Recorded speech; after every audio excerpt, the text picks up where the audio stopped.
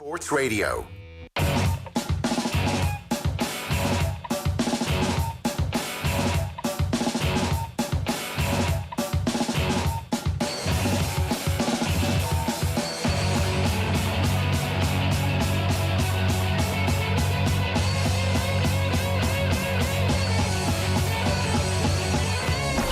OTB AM. With Gillette, we don't just play the game, we change it. Gillette, made of what matters. And a very good morning to you. Welcome along to OTB AM. It's Joe Gilroy and Nathan Murphy with you this morning from 7:30 all the way through until 10. We'd love to hear from you. 087 9180 180 is the WhatsApp number. You can always, of course, leave a comment on whatever stream you're watching this. So we're on YouTube, we're on Facebook, we're also streaming live on Periscope, where you can get us at the Twitter handle @OffTheBall. A very busy programme for you. Michael Verney is going to join us a little bit later on to talk about the GAA action, which is crescendoing to the end of the club season, which means we're about a fortnight away from intercounty teams officially being allowed to train again. You know, some teams apparently have been training, but no big deal, apparently. So we'll see. We'll talk to him about those stories coming from the weekend and also some of the other bigger narratives that have emerged. It's a massive, massive week for Irish football. Stephen Kenny takes his first game on Thursday night, and then there's another game on Sunday. So by the end of that, we'll have 180 minutes. This time next week, this morning next week, we'll be looking back at the first 180 minutes of Stephen Kenny's managerial career and how successful or otherwise it has been. So plenty of coverage coming, including his thoughts yesterday at the press conference. Nathan was there for us, so he'll talk to us about the vibe. We'll play some clips from that and loads more on the show as well.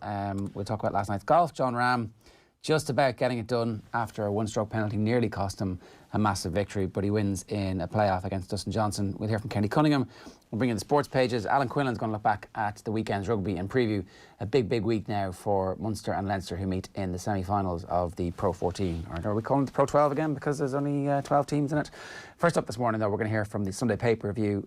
Tommy Quinlan, columnist with the Sunday Independent, and the Independent's GAA correspondent, Conor McKeown. Have a look. Tommy Quinlan, we might start with your piece on page 10 of the Sunday Independent. There's loads to get through in the paper today, lots of good stuff today.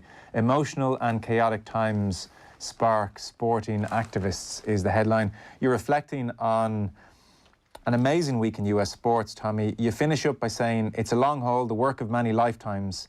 Nothing permanent gets done in a few days. But last week, the new generation of socially conscious sportsmen and women proved that they are leaving their own footprints in the sand too.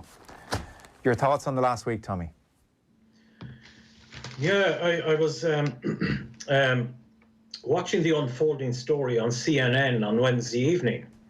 That and of course it was headline news. An NBA team was refusing point blank to play a game, and not just any old game, but a playoff game in the series that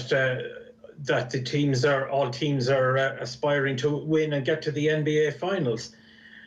And essentially the Milwaukee Bucks had stayed in their locker room. And the Orlando Magic players were actually out on the court warming up when eventually word filtered out that there was going to be no game. And this was all taking place in Walt Disney World in Orlando, Florida, where the NBA took the whole machine, the whole organization, they took basically every team that was qualified to play the latter stages of the regular league and on into the last 16 and on to the best of 7 games, the whole thing. They moved the whole kit and caboodle down to Walt Disney World in Orlando, Florida, set up the biosecure bubble, a term that we've become used to in the last few months. Anyway, and the NBA, the season had stopped in March because of the pandemic and resumed on July the 30th with the plans to play the NBA finals the first 2 weeks in October. And apparently it was working very well. All the teams were there. The numerous hotel bedrooms, of course, down in that enormous facility at Disney World Orlando. And of course, the biosecure bubble was there to keep out the virus, but as it turned out, what penetrated the bubble was the shooting of Jacob Blake, father of 6, last Sunday in Kenosha, Wisconsin. And of course, this happened 3 months after the death of George Floyd in Minneapolis, who was being, we will recall, was being taken into custody by police in Minneapolis, ended up dead on the street. And that harrowing footage was filmed on mobile phones, uploaded to social media. It caused convulsions across America. Fast forward 3 months, and again, the shooting of a black man by a white police officer, this time not fatally, but the man has been paralyzed. And this happened last Sunday in Kenosha, Wisconsin. And again, it was filmed, and again, it went around the world. And apart from anything else, just maybe a brief digression into this contemporary situation we have, whereby citizens around the world are now witnessing, can see human beings being shot, be it in not necessarily always in situations of police forces and citizens in America, but I personally find that whole scenario that we have one of the, I guess, products of the globalized world, the connected world, is that we're seeing scenes of violence and death being filmed and uploaded for the world to see. And I find something about that troubling, and just not really sure where we're going with all of that. But the specific effects in terms of American sport was that, of course, with the George Floyd incident still fresh in everyone's minds, the players, and 80% of NBA players are either black or minority ethnic. And of course, they also saw those scenes from Kenosha, Wisconsin. Milwaukee is only 40 miles from Kenosha. It is in the state of Wisconsin. And the Milwaukee Bucks decided on Wednesday, suddenly it seems, not without any great forethought or planning, LeBron James on the Monday, the LA Lakers had played their game on the Monday, and LeBron James was quoted afterwards as saying, "Why does it always have to get a point where we see the guns firing?" asked James after the LA Lakers played on Monday night. "For black people right now, we think you're hunting us." And then on the next day, there was a very powerful quotes from the head coach of the LA Clippers, Doc Rivers. And Doc Rivers said, he referred to the Republican Party National Convention that was also running simultaneously in America last week, and at which, of course, Donald Trump was formally ratified as the party's candidate for the presidential elections in November. So Doc Rivers on the Tuesday says, he says, all you hear them, and he's referring to speakers at the Republican Party National Convention, all you hear them talking about is fear. We're the ones getting killed. We're the ones getting shot. It's amazing to me why we keep loving this country and this country does not love us back. That was on the Tuesday, and on the Wednesday then, the Milwaukee Bucks refused to come out and play against the Orlando Magic in what was an unprecedented situation for the NBA. And as you write, it prompted a domino effect. We saw it in baseball, we saw it in Major League Soccer, we saw it in women's NBA, we saw Naomi Osaka, the tennis player, withdraw from the Western and Southern Open. And the United States Television Association followed suit and called off play on Thursday. So it was an extraordinary moment. There haven't been many like it in sports or US sports. I got the distinct impression from your piece, Tommy, that you were full of admiration for the players who took the stand. Yeah, well, I mean, it's in a way, it's far too complex for someone who hasn't grown up in the American society and who lives 3,000 miles away. In many ways, albeit yes, of course, I'm sympathetic to it. I do have a sense that I'm not really qualified to pronounce on it with any great emotional impact one way or another. I'm very conscious of that, but also from someone as a sports writer and someone who's very interested in sports history. I've studied and read and watched a lot of documentaries on the history of Black America and sport. Say from Jack Johnson, the first black heavyweight champion in the 1910s. There was a great documentary about Jack Johnson some years ago called Unforgivable Blackness.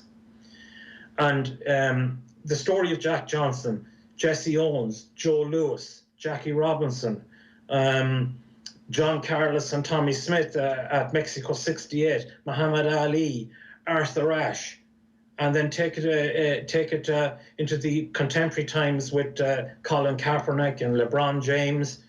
And there is a century of history there, a century whereby sport has become a sort of an engine for protest, an engine for some sort of where actually sportsmen who traditionally across the world, sportsmen are apolitical. Sports people are apolitical and tend not to be engaged in society, but circumstances have forced those choices and forced those obligations on 100 years of African American athletes and sportsmen. So in that context, I was very interested in this latest. This is the latest actually manifestation of something that's actually been going on for many, many decades. Conor, I would fully suspect we're going to see more of this now and in the short term, regardless of how November's election result goes. George Floyd, it was such a huge story and the reaction was so massive. The fact that it didn't give the police officer involved in the Jacob Blake situation pause for thought, that an unarmed man was shot 7 times in the back and has been left paralysed. It's miraculous he's not dead. But the fact that that happened so quickly on the back of the George Floyd situation would suggest we're going to see more incidents in the short term again, and they'll most likely be videoed and uploaded very, very quickly again. So as for what precedent this has set, I don't know. I mean, will we now routinely see games postponed and called off over the next couple of years in American sports? I think that's very possible. Yeah, well, I think the first thing to say is that it's almost a shame that the extent to which the Milwaukee Bucks went to, the gravitas of their stand is almost sort of diluted a small bit because of the bizarre circumstances in which that game was being played. Had it been played in a full arena in normal circumstances pre-COVID, I think not fulfilling the fixture would have had an even greater resonance globally. But because sport is played in such very odd circumstances at the moment, this was like just another mad thing to happen, along the lines of the two main narratives, global narratives at the moment, over racism and over COVID. But it is incredible that we're seeing such, I suppose, politically motivated athletes now, and what it is that prompted that. Because it's not too long ago that we were all talking about the dance and Michael Jordan and his famous quote about Republicans buy sneakers too. And it's not too long ago that when Tiger Woods was in his pomp and the most recognisable athlete and one of the most famous people in the world, that he never really stood up and made his voice heard on that subject. So, is it a case that things have gotten worse in America, or is it a case that, as Tommy points out, people videotape these incidents, they become news and global news much quicker after they happen? That would be an interesting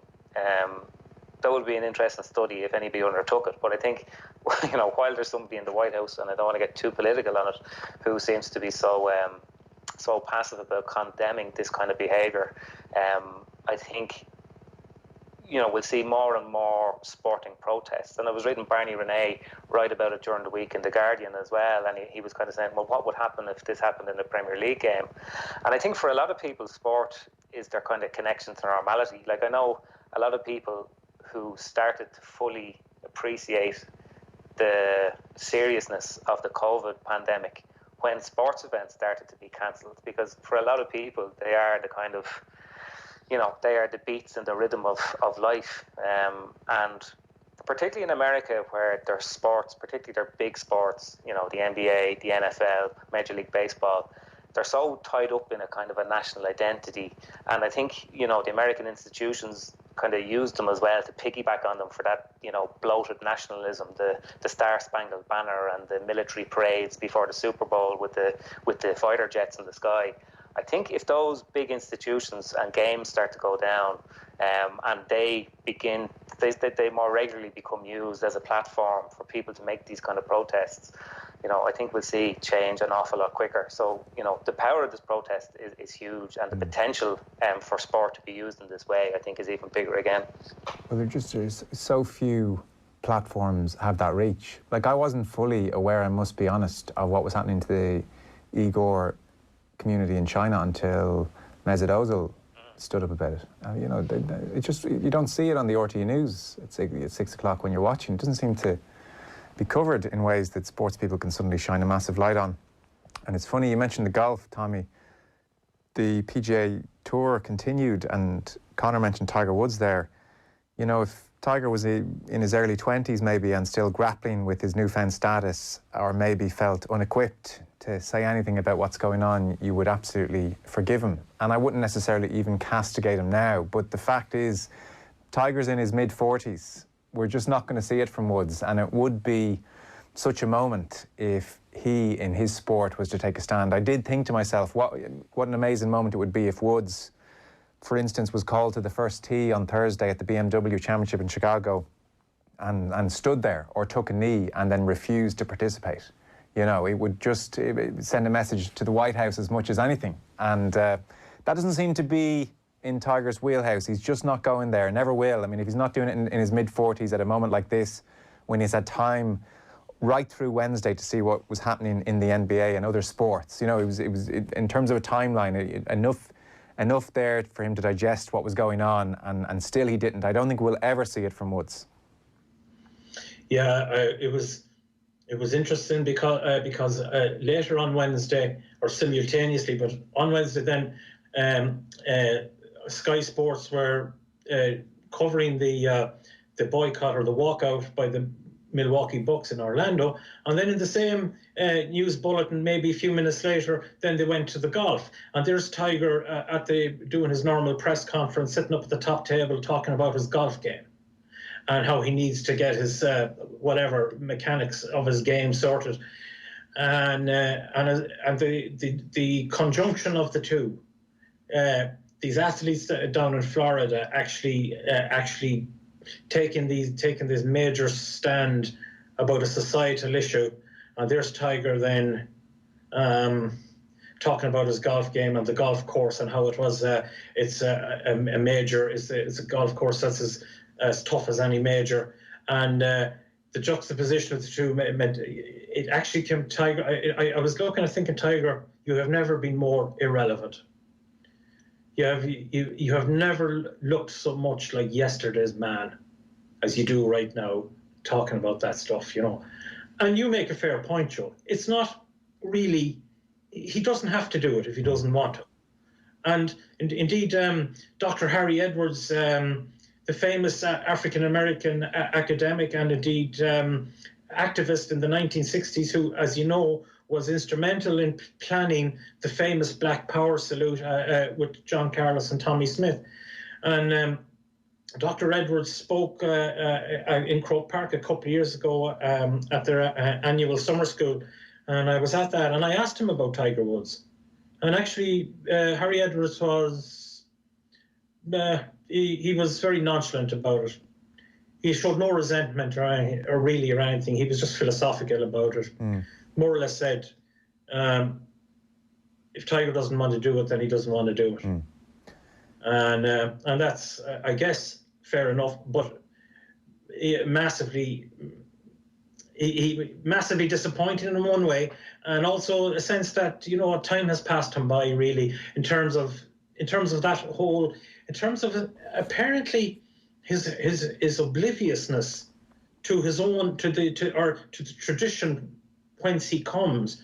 I mean, 4 years, Carmelo Anthony, Chris Paul, LeBron James spoke at the ESPY Awards, is it? Yeah. ESPY Awards, and they invoked, and they said they invoked Ali and Jackie Robinson, and they said we stand in that tradition. We're part of that tradition. We have to honour that. We have a duty to honour that tradition, and. Tigers apparently, no, it never seemed to interest him. No, it never did. And Conor, I would definitely withdraw from castigating anyone too much in that regard. They're a private citizen. They may feel unequipped to do it.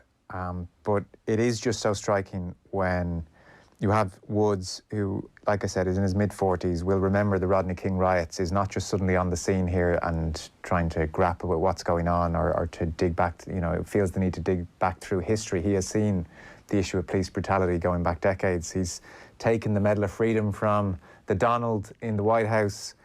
It is just so striking when the greatest golfer probably in history, and certainly the most powerful voice in the most country club and whitest of sports, is African Asian and says nothing.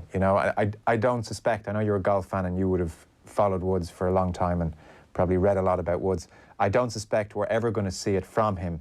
But geez, I'd love to know what he's thinking. I mean, penny for his thoughts here. Is he grappling with it on Thursday morning? I'm not sure. I feel like he must be on some level. I don't think he is. I think both of us, and maybe Tommy as well, and a lot of people have read Tiger's backstory, and it's the story of a very, very sort of a strangely brought up human being, who was brought up to believe that he would be the sporting messiah and the most recognisable sports person in the world and the greatest golfer of all time. And it's a story of somebody who was sort of led to believe that all the people that they encountered along the way were to be used and discarded for their worth, in pursuing that goal. And I'm not sure that having a wider social conscience was ever really in the playbook.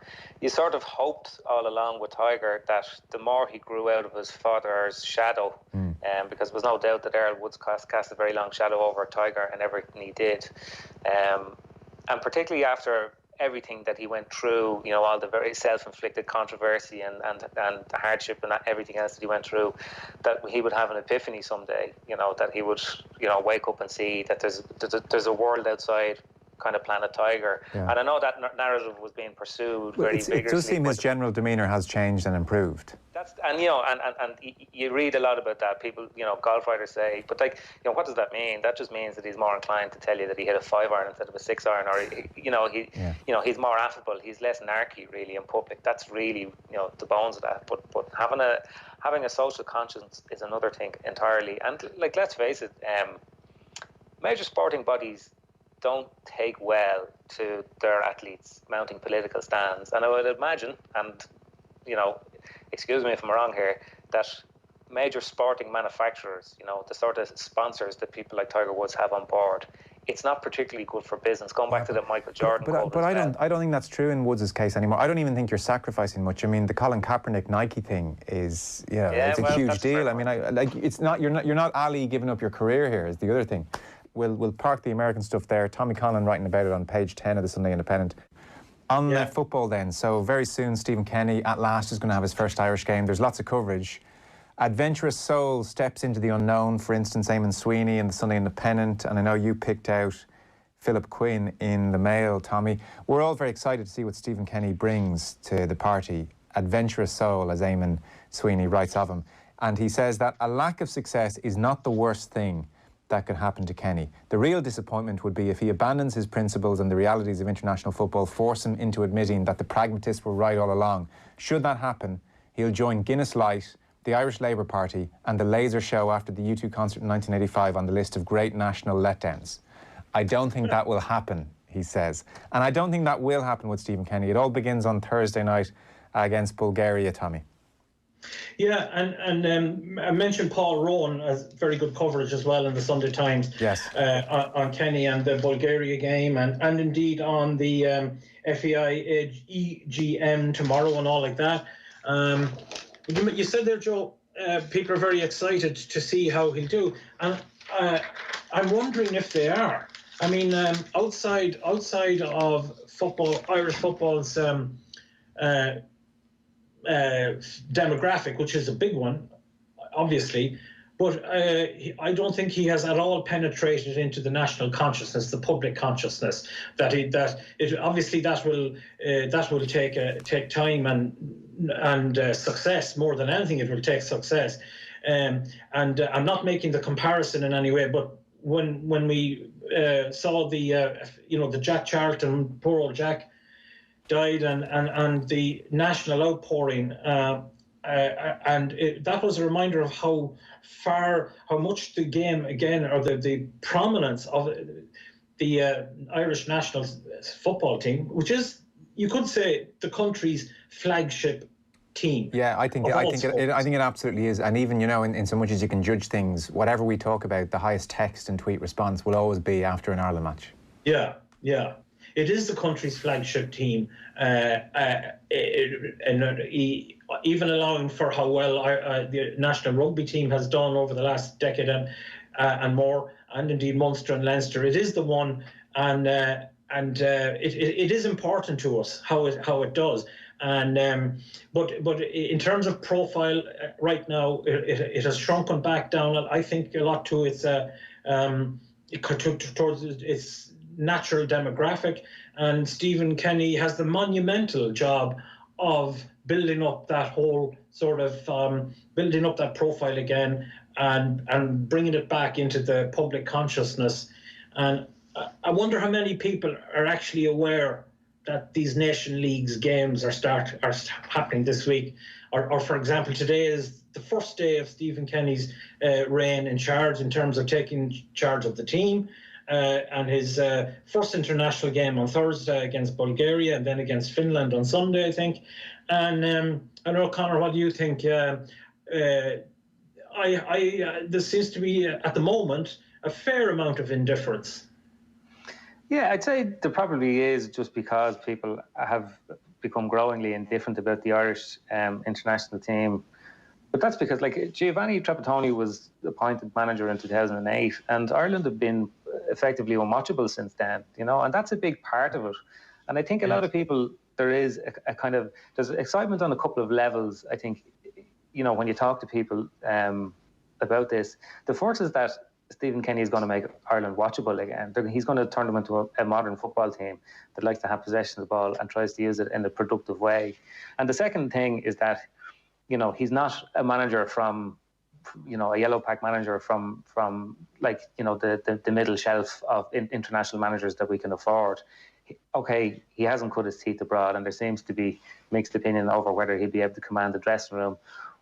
But, he learned his trade here. There's a familiarity, I think, with Stephen Kenny that is a different sort of familiarity that greeted when Martin O'Neill and Mick McCarthy were both appointed, because it is a very low threshold. But I think for a lot of people, they would just like the Ireland international team to be watchable again, because it used to be one of the great thrills. You just get half days from school, you could identify with all the players.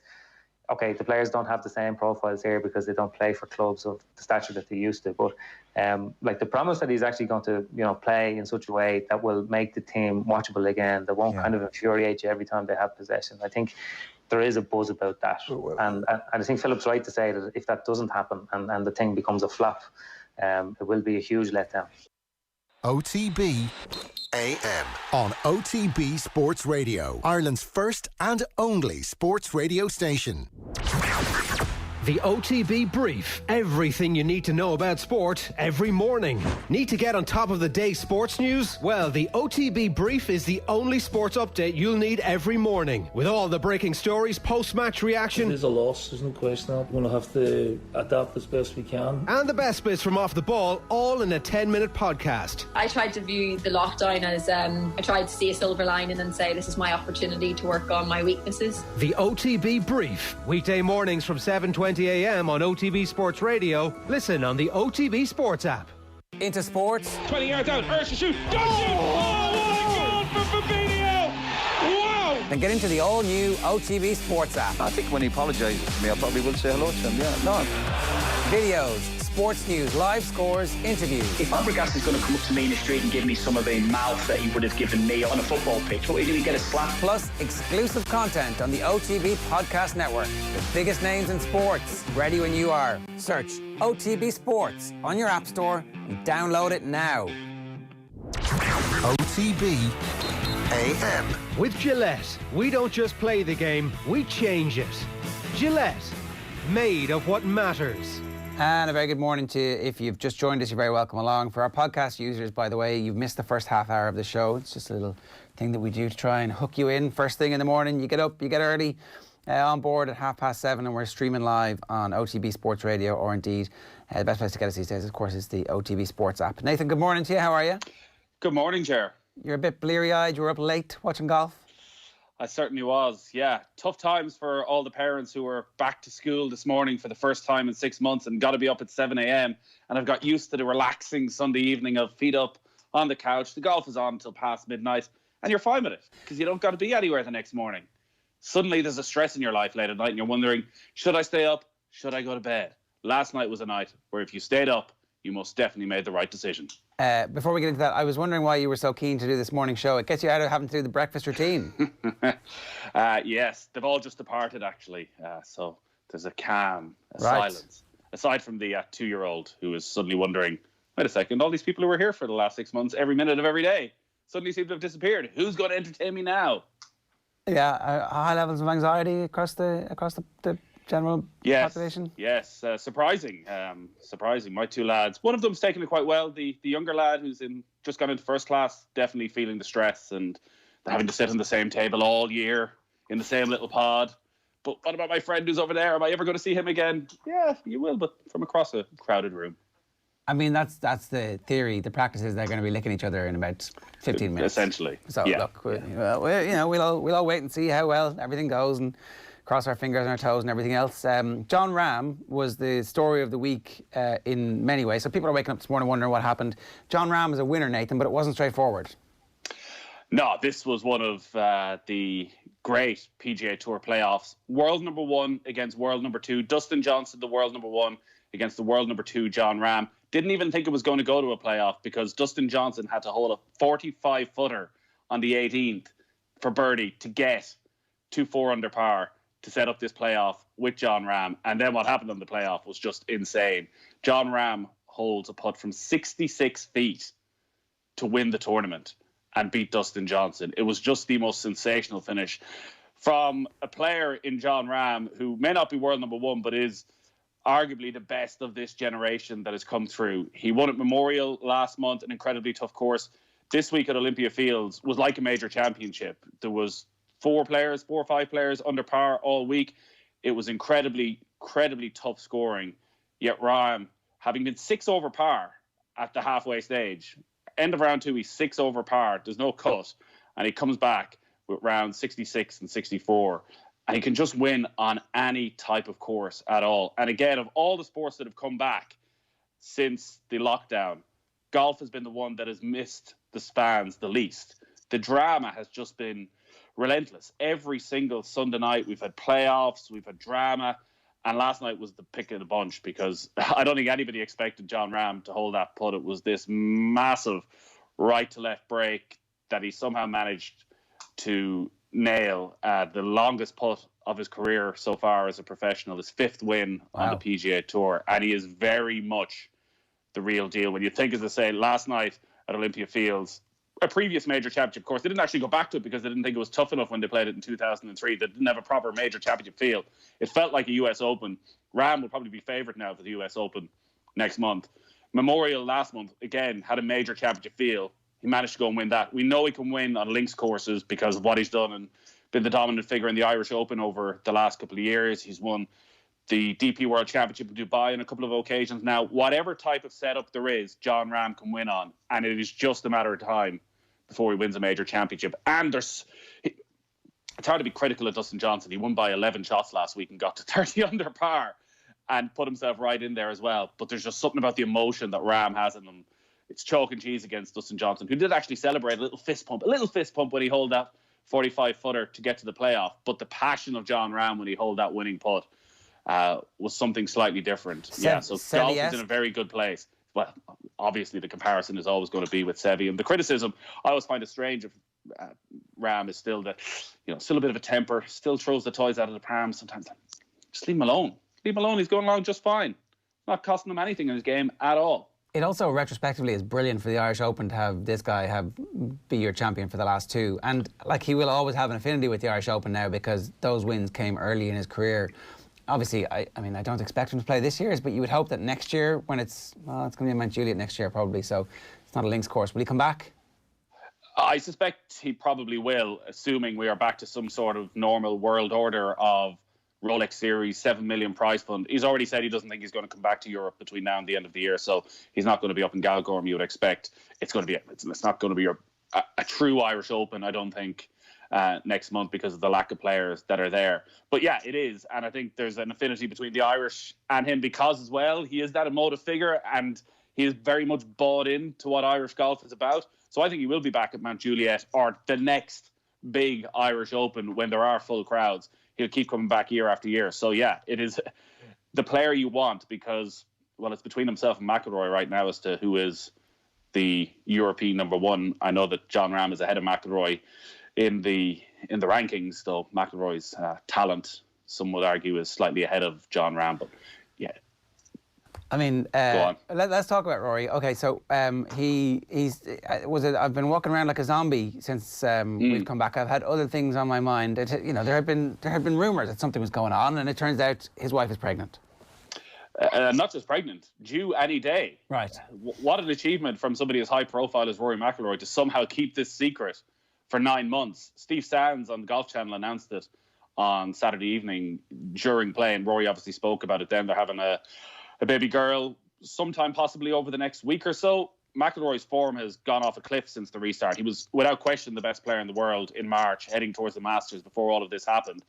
Hadn't had a single top 10 since, whereas he couldn't miss finishing in the top 5, top 10 pre this.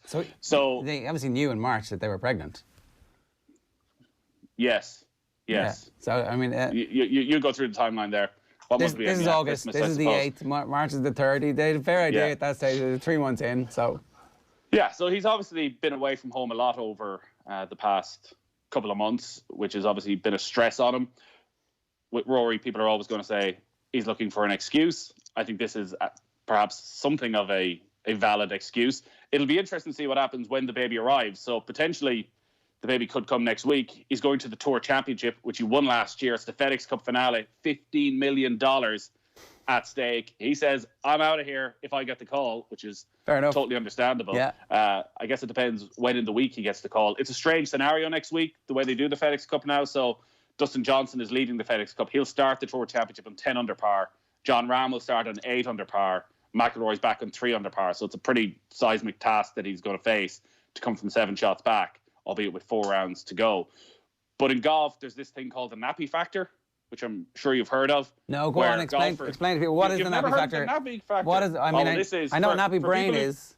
For people who bet on golf on a regular basis, nappy factor is the unique insight you get from betting on golf for a long time, which is players who have a child often tend to perform brilliantly in the weeks afterwards. So the flip of what McIlroy's been going through for the last few weeks, the stress of being away, of the guilt of maybe thinking he should be at home, that suddenly there's a relief that the baby's been born, that everything is fine. He's been at home for 2-3 weeks and he's back out in course and suddenly he's relaxed and he goes, yes, I'm going to play my best golf, and goes and wins. There are countless examples of players who have had children and in their first event back have won the tournament. So maybe if McIlroy can time it so his first event back is the US Open, well, who knows? I mean, they're rich. They can pick when they want to have the baby, can't they? Isn't that how it works? It generally seems to be, but I do know other golfers who have done exactly that, who the baby was being born on the Monday after the tournament finished. Right. So on purpose. So he didn't go into that much detail. But, okay, well, we'll congratulations to the McIlroys. Indeed. We wish them all the best with it, and we hope everything, 10 fingers, 10 toes, all the rest. 0879 180 180 is the WhatsApp number here if you want to get involved. Use the hashtag OTBAM, and you can leave a comment wherever you're watching this. Good morning. Start with Gillette, giving you the confidence to tackle the day ahead. OTBAM is live in association with Gillette. Some Irish football news this weekend. Stephen Kenny has sat down. He's picked a squad. Looks like he's going to be without his first choice central midfielder. But other than that, he seems to be in pretty good form. Yeah, I was out in Abbottstown yesterday. Finally, almost 2 years from Stephen Kenny knowing he would get the job, and a long 3-4 months of having the job without actually seeing his players. The squad got together yesterday. Stephen Kenny was out in Abbottstown, and instead of talking about ifs and buts, we could say, well, actually, have you any squad news? Have you any injury news? And have a relatively normal conversation that wasn't around the greater being of Irish football. And he was very relaxed. You could tell how excited he was to actually just get down to business and just get all the players in a room last night out in the Castleknock Hotel and have a meal together and get to work, because the one thing he touched on yesterday is they don't have much time. They'll have a session today, they'll have a session tomorrow, they're off to Bulgaria, a light run out there before the game on Thursday night. So even though he's had quite a few Zoom meetings with an awful lot of the senior players in particular over the last couple of months, last night was, here is the system we're going to play, here is exactly what we want to do over these 2 matches, and somehow hope that they can buy into that very, very quickly. Obviously, as players from 21s who know that system, and the system's probably going to be quite similar in terms of a 4-3-3 that he played with a lot of the time with the 21s. But yeah, this is the exciting part of it for Stephen Kenny and Keith Andrews and Damien Duff. They've set up base at Abbottstown for the last 3 months. They have watched any amount of videos of their own players, of Bulgaria, Finland, Wales, Slovakia.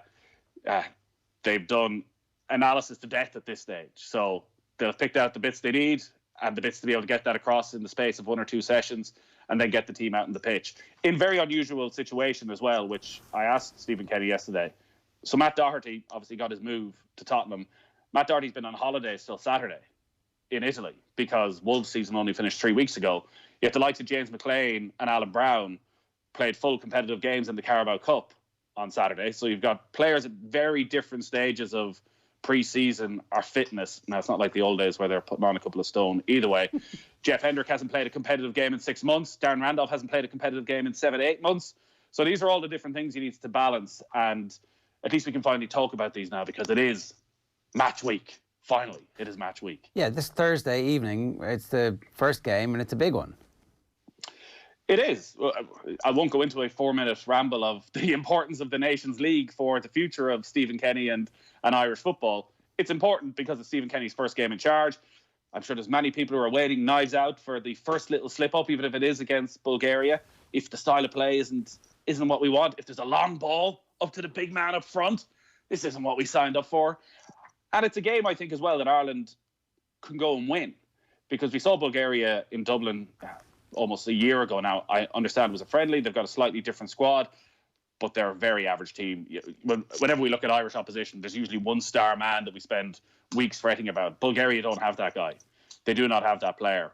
So I think this is a game actually away from home where Ireland rarely win, that he could start off with a victory and gain momentum from there. Finland is by far and away the tougher game of these two next Sunday, which we'll have live and off the ball.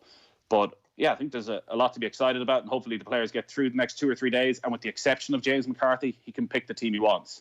Okay, 13 minutes past 8 this morning here on OTBAM. Let's hear from Stephen Kenny discussing Matt Doherty's move over the weekend. It's certainly a interesting move for Matt. He's been a tremendous servant to Wolves. Really, he's had a great 10 years there. Been in League One with them after moving from Bohemians, and I think credit to Mick McCarthy took him initially at Wolves and did very well, and obviously he's pushed on in since that, and I think he's pushed on over the last number of years. He's been really his number of assists and goal scoring fullback, and I think if your fullbacks are creating scoring goals, it's a real asset, and I think it's great value for Tottenham. I think it's a great deal for Tottenham. I went to see Tottenham a couple of times in the stadium last year, in the new stadium, and looking at the way they played tactically, it's interesting. I'm interested in the fact that in international football, a lot of teams are something. It's more evident that teams are treating. Yeah, it's Stephen Kenny there talking about Matt Doherty. Kenny Cunningham is with us. Kenny, good morning to you. Morning, lads. As a noted goal-scoring fullback yourself, you must be proud. Overrated. These goal-scoring fullbacks are overrated, yeah. Should we bring up the statistic again? No outfield player in the history of the Premier League played more games without scoring a goal. Different era, Nathan. Totally different era. I was forcing to get upfield. They wouldn't let me. That's such a brilliant stat. It's certainly an interesting stat. Good morning to you. It's a great move for him, right? Look, it is a great move for him. I'm actually delighted for him. But really, when you break it down, lads, it's not as if he's going from a club kind of, scrambling at the bottom end of the Premiership to a club kind of challenging at the top. I mean, pretty much Wolves and Tottenham have been kind of dovetailing all season for those kind of Champions League stroke Europa places. So from a footballing perspective, you look at it and initially you think, lads, great move, and it is a great move, don't get me wrong, and I've got a lot of respect for what Matt's done, because he's clearly wants to challenge himself again in a different environment. I think possibly the appeal of playing under Mourinho, different group of players, almost having to prove yourself again, just that type of challenge. I'm guessing, without knowing Matt too well, that's what's kind of driving the move, because if you look at it on the flip side, if I look at the environment at Wolves, I mean, I'm a huge fan of Wolves' manager now, and I think he's as good as anybody around. I put him up there with Klopp and Guardiola in terms of his body of work over the past couple of years. I'm hugely impressed with him. I think he's a great manager and coach. So it can't be easy taking yourself out of that environment. I'm sure Matt will probably say he's probably grown and improved as a player under Nuno's tutelage, and that's a club which has continued to grow. You don't look at Wolves and think, well, that's it, they've peaked, they're on their way down now. Maybe Matt got a sense potentially the manager might be on his way in the next year or two. I'm not too sure. But from a footballing perspective, personally, I would have been in a rush to jump out of that type of environment, because I think it's a great environment. And I think one thing Nuno said last year, and it really kind of registered with me, was a very simple thing. He was asked about Traoré, who'd come into the club and really improved and under him, and really grown and developed, and why you hadn't done it at previous clubs. If you moved on to Aston Villa, etc., and Middlesbrough, and people are thinking, he's just one-trick pony, he's just, he's bull in a china shop, this fella can't play football. And he said something very simple. He said, well, at this football club, he said, we don't give up on players, never. And that for me kind of really registers in terms, that gave me kind of a bit of a window into the mentality of the manager and his kind of people skills. So yeah, I think it's a great move for him. I think it's a great move for Tottenham, exactly what they wanted. But yeah, for the reasons that I've said, lad, I think when you actually analyse it, you think to yourself, well, hopefully it'll prove to be a good move in terms of Spurs will improve and get some more players in, because they're in a period of transition as well. And I wouldn't say Wolves are. For me, that's a very settled squad at Wolves, very impressive squad, great manager, and a club on the up. But I totally understand his motivation, Matt, if he felt he was having spent that time at the football club. It was probably now or never, lads, for him. I think he's probably at his peak for the reasons that you've mentioned. And I can understand the temptation to go and prove yourself at a different club in a different environment. So good luck to him. The concern from the outside, Kenny, is that when you watch Matt Doherty at Wolves, he's such a key figure in how they line up. And you see the same balls played to him all the time from the back three, over the top, over in that right wing position. He'll make a inward run on the inside of Adama Traoré. They were so well coached that it seemed to suit Matt Doherty down to the ground, and it gave him that freedom to get forward. With Jose Mourinho, and now Stephen Kenny, I don't think we heard it there, countered this yesterday from what he'd seen with Spurs, and he felt that Serge Aurier almost played as a right winger, that the left back tucked in, but that Aurier played way up on the right-hand side, and he doesn't seem to share the concerns a lot of people have that Matt Doherty's going to be a right back, stuck inside his own half playing under Jose Mourinho. Do you think he'll have the same sort of freedom for Spurs that he had at Wolves to get up that right wing? No, I think you're right. I think it's a fair point. Predominantly Spurs Wolves play with that back three and Matt as the wing back. I don't think that'll happen too often at Spurs. Mourinho traditionally is stuck with that kind of 4-3-3 formation. So I think he will have to modify his game ever so slightly. You're right, those big switches of play. Conor Cody in particular was great at hitting those big diagonal balls over to Matt, who used to keep that high line. You're right, high up the pitch, and made those diagonal runs in behind opposition fullbacks into space. But the modern game is not as if we're talking about, you're slagging me about like no goals playing when I used to play as a fullback. When I played as a fullback, it was a totally different position, Nathan. You know, our start position was so much more deeper. You know, we just weren't committed into areas that high up the pitch. Even in an orthodox back four now, you see fullbacks take a higher starting position than you normally would have expected years ago. But you are right, I think there are certain differences of playing in an orthodox four, even in a team where they encourage full-backs to get forward. But I'm sure he's clever enough, he'll make those adjustments. He still have the freedom to go and get forward and be productive in the final third. You don't bring Matt Doherty into your football club and then put the reins on him in terms of, I want to see you pick and choose your moments to go forward and really concentrate on the defensive side of your game. His qualities are in the attacking third of the pitch. You know, his ability to combine with people, get into the box and kind of sniff out goals and create goals. So I think you're right. I think he would have to modify his game slightly, because I think the not so much the style of play to a certain extent, but the formation will be different. But I'm sure he's bright enough now. Like I said, he's that age. He's smart. I think he'll understand what's required of it, and he'll make those small adjustments to his game if he has to. Kenny, a text in from John wondering, is Seamus Coleman going to look back in his career and regret not making a move to a bigger club than Everton? No, that's a great point. I mean, I've mentioned this before. Like, I mean, every two different people say circumstances are different, timing's everything in football, as we said. But I think you're probably right. It's a good point the lads made there. I think Seamus probably arrived at that moment in his career some years ago. And I remember saying Seamus was playing that level, probably similar to Matt.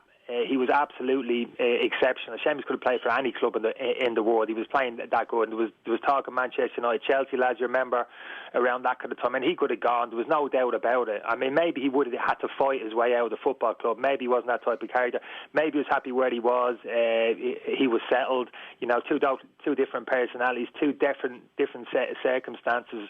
But you're right, Seamus probably had that decision to make some years ago as well, and decided for whatever the reason to stay where he was. And he's been a great stalwart for everything. He'll be an absolute legend there. I'm sure he feels he made the right decision. It was the one he was most comfortable with.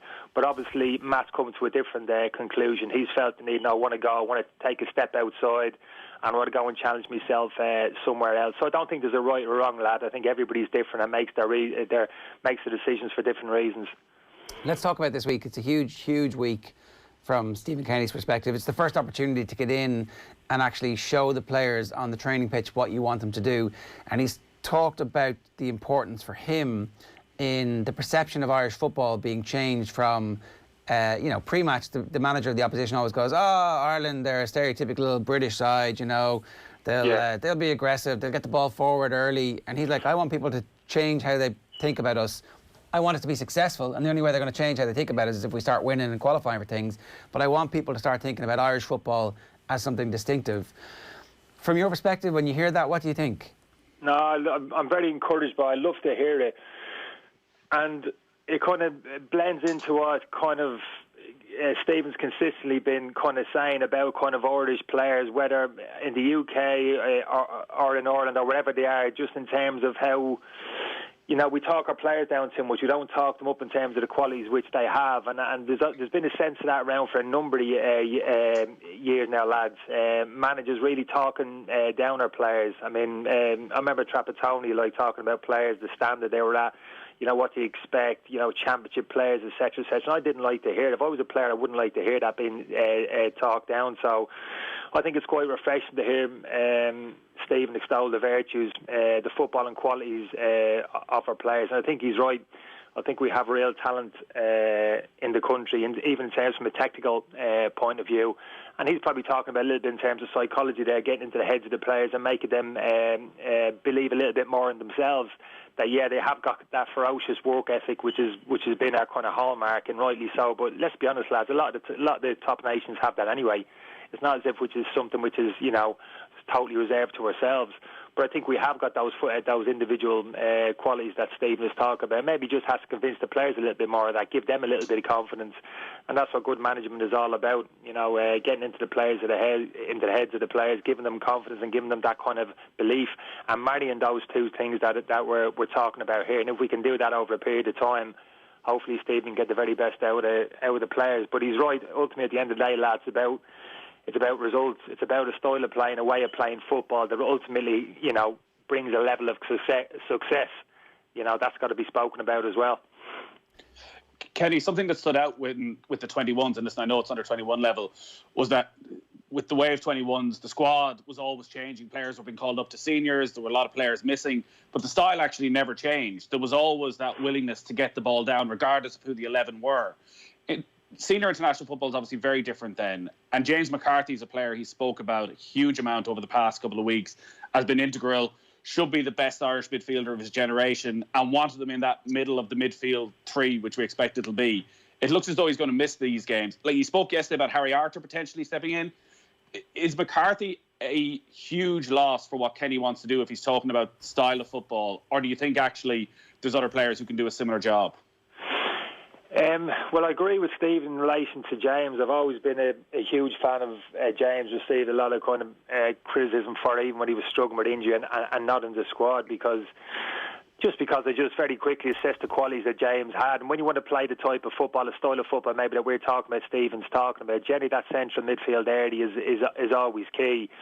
And that kind of deep line midfielder who's closest to the defensive line, who can interact with them, take the ball off them and move the ball up the pitch for you to kind of through the lines, etc. And I always felt James could do that.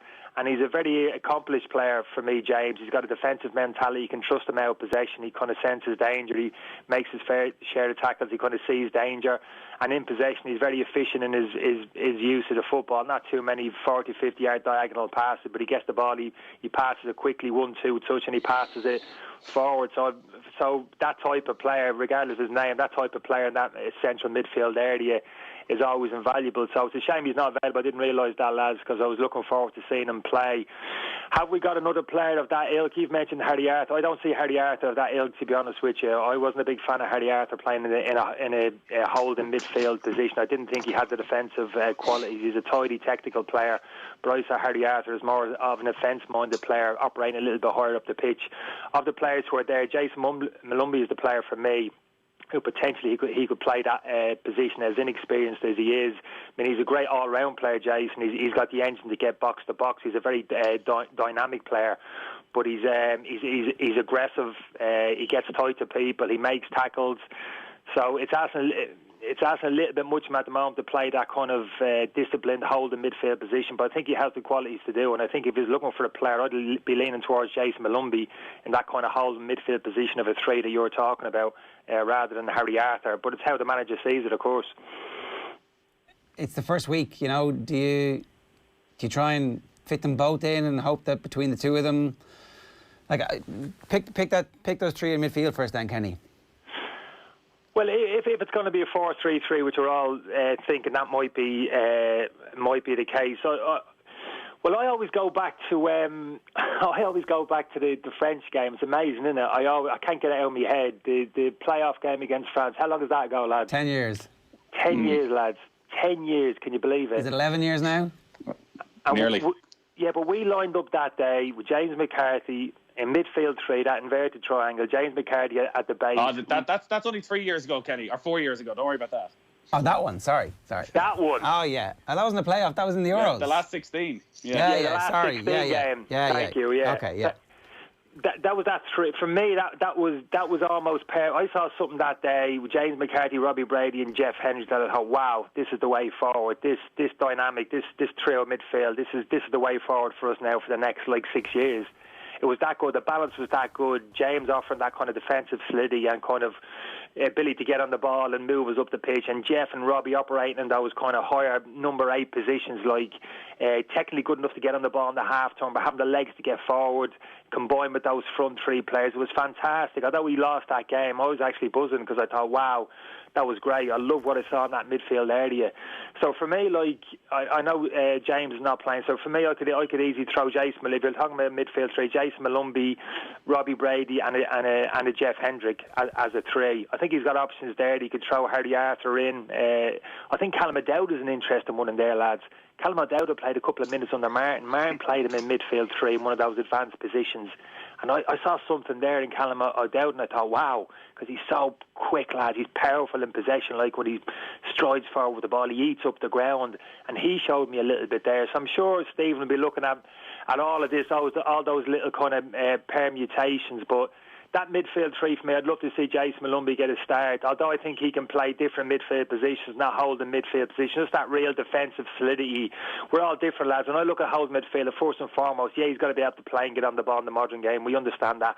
But for me, it's all about what's his defensive mindset. Can he defend out possession? Does he sense danger? Can he cut those passing lanes into opposition centre forwards? You know what I mean? Can he make tackles? Can he track runners? You know what I mean? Just sense danger. That's just me. That's probably just, you know, that's what I look for in Nation. I think Jason Malumbi has that. I don't think Harry Arthur has, and that's the type of player I'd like to see in the holding midfield position if James isn't available to play. Nathan, he also seems to have a... Sorry, I was going to say, I'm a Malumbi. He also seems to have a lot of personality, Kenny, which maybe with Hendrick and McCarthy is the one thing on the pitch that we have lacked from them. Okay, McCarthy has barely played, actually, since that game against France. Hasn't played for Ireland in nearly 4 years. No. But they're two quiet lads. Whereas Malumbi, given the captaincy of the 21s, in fact, he almost had too much personality at times. You think of the game against Italy, Kenny had to take him off with half an hour to go because he'd been booked and he was on the verge of being sent off. That actually having that young, strong voice who's going to be very vocal in the middle of midfield is another attribute for Malumbi that means even though he's quite inexperienced, they shouldn't be afraid of throwing him in there. No, you're right. I mean, I worked with Jason a couple of years ago with the 19, so I got a bit of a flavour of that. You're right. I enjoyed working with him, and he has real kind of personality. You're absolute. There's a bit of fire in his belly. He's got to learn to control that. Of course, he does, as you do, particularly in international football at the highest level. You have to kind of temper it, keep a cool head, and make kind of rational decisions in and out of possession of the football. But I just like his whole makeup. He was at Brighton. He was a big kind of groomed as a kind of holding midfielder, just kind of a deep line. We've been talking about it here, but very quickly you could see he had a lot more to his game. He had that energy to go box to box. He was very tenacious, lads, like you were talking about, on the tackle. A bit forward, he had that to him as well, picked up a number of bookings. But you're right, vocally you're right, Nathan, but wouldn't be the biggest thing for me. It's just his whole kind of personality and his all-round game, really. I think that type of midfielder we've been looking for some years. Glenn Whelan gave it to us to a certain degree, but it looks as if now Glenn's career is coming to an end. So just that kind of really kind of high energy player in that central area that can eat up the ground, who can kind of, you know, make tackles.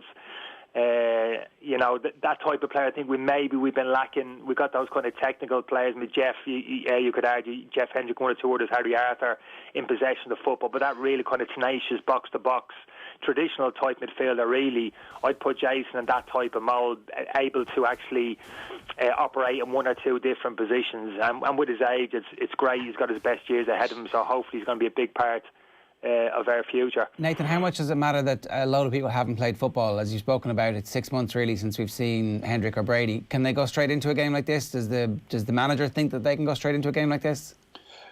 The manager certainly does. I brought this up with Stephen Kenny yesterday and we touched on it, that like Darren Randolph is second string keeper at West Ham at the moment, hasn't played, I don't think, since January. Jeff Hendrick, because of his move, hasn't played a competitive game since March. Matt Doherty hasn't played in 3 weeks, has been on holidays, is coming straight into this. Like Stephen Kenny made the point, things have changed. These players are always in good condition. So it doesn't sound as though that's going to be a factor in his team selection at all, that he feels anybody who's in, anybody who's training, he can pick. Certainly for this first match, maybe that changes slightly for the Finland game when they've had a full, tough, gruelling 90 minutes in Bulgaria. For a lot of them, the first of the season, that he has to change things around. So I wouldn't be surprised if we see a little bit of rotation over these couple of games. Like, he has a lot of options, as Kenny touched on there. If it's Harry Arthur, Jeff Hendrick, Jason Malumbi in midfield, which maybe is sort of what he's looking at, like you can slot Robbie Brady in there, no problem. So I think also there's 8 games between now and November. The players are playing league matches every week. I think everybody's going to get a chance over the next 3 months. Well, so I asked Kenny for his midfield three. Is that your midfield three that you think it's going to be? Harry Arthur? I think if McCarthy was fit, it would have been McCarthy, Hendrick and Malumbi or Howerton. But I think, I asked him about McCarthy. He spoke about Harry Arthur again, even before the squad was announced. He mentioned how well Harry Arthur was playing for Fulham. So he's certainly the player he's name-checked most often. So going on what Kenny's saying, I would say most likely it is Arthur, Hendrick, Malumbi. And Hendrick is going to be a crucial player, you feel, for Stephen Kenny. Talks him up at every possible opportunity. But again, I wouldn't, what Kenny's saying with Malumbi, if he feels he's in that role, that'll be fine. And you can put Howard and Brady in there as well. And what's the front three? I think that's where there's the most debate. So on the right, he touched on Callum O'Dowd in the midfield position. O'Dowd is named as one of the forwards. Probably on the right, either O'Dowda or Robinson. I'd say Robinson is probably slightly ahead at the moment. On the left, either McLean or Connolly. Maybe Connolly slightly ahead at the moment. Again, I wouldn't be surprised if they change over the two games. And then, does he throw Adam Ida in here from the start? Is probably the big question. Troy Parrott's out injured. Or do you go with the experience of Shane Long? I think he's going to go with Ida. So maybe that, again, puts James McLean just have a bit more experience on there. But I wouldn't be surprised if it was a front three for this game, because remember, Dave McGoldrick isn't available for Bulgaria, maybe back for Sunday, if it was a front three of Robinson, Ida and Connolly. Wow, that's pretty young and exciting. Yeah, I don't know what Kenny thinks, if that's a bit too risky. Kenny, what do you think? No, again, I think it's really exciting, the potential combinations he has high up the pitch. I mean, obviously, right, the central striker. I mean, I'd love to see Adam Ida again. Why not throw the young fella in and let him have a look at it? Nothing to lose. We know exactly what Shane Long brings to the team. I'd maybe look a little bit at the wide areas. I think it'll tell a tale in terms of how Stephen sees it. I mean, in terms of style of play you're talking, lads. I mean, it wouldn't surprise me really if he goes maybe the opposite of what Nathan is talking about and plays a potentially a right foot on the left hand side and vice versa. So let's say Callum Robinson a right foot on the left hand side and say Aaron Connolly on the right coming inside. And the reason for that is if you want to encourage your wide men to come on the inside and fill those inside kind of pockets and leave space for your fullbacks to get into those kind of wide areas and on the overlap. That's generally what you see in the modern game. Wingers coming on the inside, getting very narrow to the centre forward so they can play little 1-2s kind of combinations. Not that traditional wide man, which James actually is, who plays wide left, likes to stay wide, lads, likes to see the whole pitch in his inside, likes to beat his man on the outside and get crosses in the box, which is great to see. But generally speaking, in the modern game, you see a lot of those wingers come on the inside 10, 15 yards off the touchline, and they ask the opposition fullback a question: you're going to follow me in? If you are, then that leaves the space for the fullback to get himself on the overlap, i.e. Enda Stevens and Matt Doherty. So if you want to play more of a passing game, play little like 10, 15 yard passes, find people around the corner in spaces, little combinations, you probably go with those wingers on the opposite side, to be honest with you, if you understand what I'm saying. So again, that would be an indication in terms of how Stephen sees it in terms of style of play, who he plays in those wide areas, left-footed players on the left, right-footed players on the right, or the actual opposite. Okay, one last point here that we haven't actually brought up then. We started this conversation by talking about the big move that's just happened for the right full-back or right wing-back, and now we're saying he's going to be in the team and the Ireland captain is getting dropped at right-back, or are we finding some way to find our two best right-sided defensive players in the team or not, Kenny? Well, you can't put them both in the team when you play a flat four. We found that out over in Gibraltar under Mick. The only way to get them both into the team is to revert to a back three and play a 3-5-2, because I still feel as if Seamus could be incorporated into the team right of a three. I'm a big fan of fullbacks playing at a back three, particularly international football. You don't have to deal too much with kind of continual crosses into the box. So if you're going to get both of those, if he's determined to get both of those players into the team, you got to change the system to a 3-5-2. For me, play Gary Doherty right wing back and play Seamus Coleman right of a three. And I actually think there is an argument for that. I think I'd actually love to see that. But if it's going to be an orthodox back four, a 4-3-3, I think Matt Doherty is going to play. And a new captain? Yeah, that would be the case. Obviously, Seamus wouldn't be available, so yeah, there would be a new captain. Yeah. I think I'd imagine John Egan would probably be the next in line for captaincy, and maybe part of this from Stephen Kenny, because he said it day one, was that Seamus Coleman would remain as captain, was that actually he knows the character of Seamus Coleman, wants him to feel that whether he's playing or not, he's still the leader of this squad. The other thing, actually, talking about James McCarthy, and Darryl Shea being called into the squad because he wanted a bit of backup across the back four. Is there a possibility, Kenny, that, again, James McCarthy is so important that he changes his system completely because of that, because he doesn't have that one player in the middle, and he does, having planned to go with a four at the back, because McCarthy isn't there, decides to go with three at the back and gets Coleman and Doherty in, and then you go with a midfield two, maybe Malumbi and Hendrick? Yeah, I think that's a fair point. Nathan, certainly so, and you can even get the front three in, to be honest with you. I mean, back three doesn't mean 3-5-2. A lot of sides around Europe now playing with a kind of 3-4-3 formation. Yeah. So So that front three that we're talking about, you can still play that with a back three as well, which are wing backs. So you can slightly think of the back three doesn't traditionally used to mean 3, 5 and 2 centre forwards of the pitch. Not in the modern game it doesn't. You can still play more of a 3-4-3 and clubs are having a lot of success playing with that as well. So I think you're right. I think that is an option, but just have a feeling Stephen might my gut feeling tells him he's just got in terms of formation, he's kind of not rigid, but I think he's got a clear picture in terms of how he wants to play in that 4-3-3. And I feel as if even if maybe James McCarthy isn't available, we can't put everything on James' shoulders. If James isn't fit, we've got to change the whole structure, the whole system. They'd be working on these patterns of play in training day to day in terms of this 4-3-3. You can't suddenly just throw it out the window if one day James McCarthy turns up and he's got an injury. Yeah. So my gut feeling tells me even if James isn't fit, he'll still stick to this 4-3-3 formation if that's his preferred system, and kind of individual personnel not being available won't affect that too much. That's what the League of Ireland watchers who've followed his career closely are all convinced that's definitely going to be the case as well. One last question for you, Kenny. Man United being heavily linked with Donny van de Beek, 40 million-ish. Have you seen enough of him to have an opinion on whether or not this is a good idea yet? Yeah, I like him. I'm a big fan of him. Goal scoring, attacking midfield player. Really, I'd see him as a number 8, which kind of suits Man United. Are pretty much shaped up that way, 4-3-3 with those two advanced midfielders. But the problem is, United players in those positions at the moment are really Pogba and Fernandes. I don't see Van Beek operating off the side. He's really a central midfield, attacking midfield player who can score goals.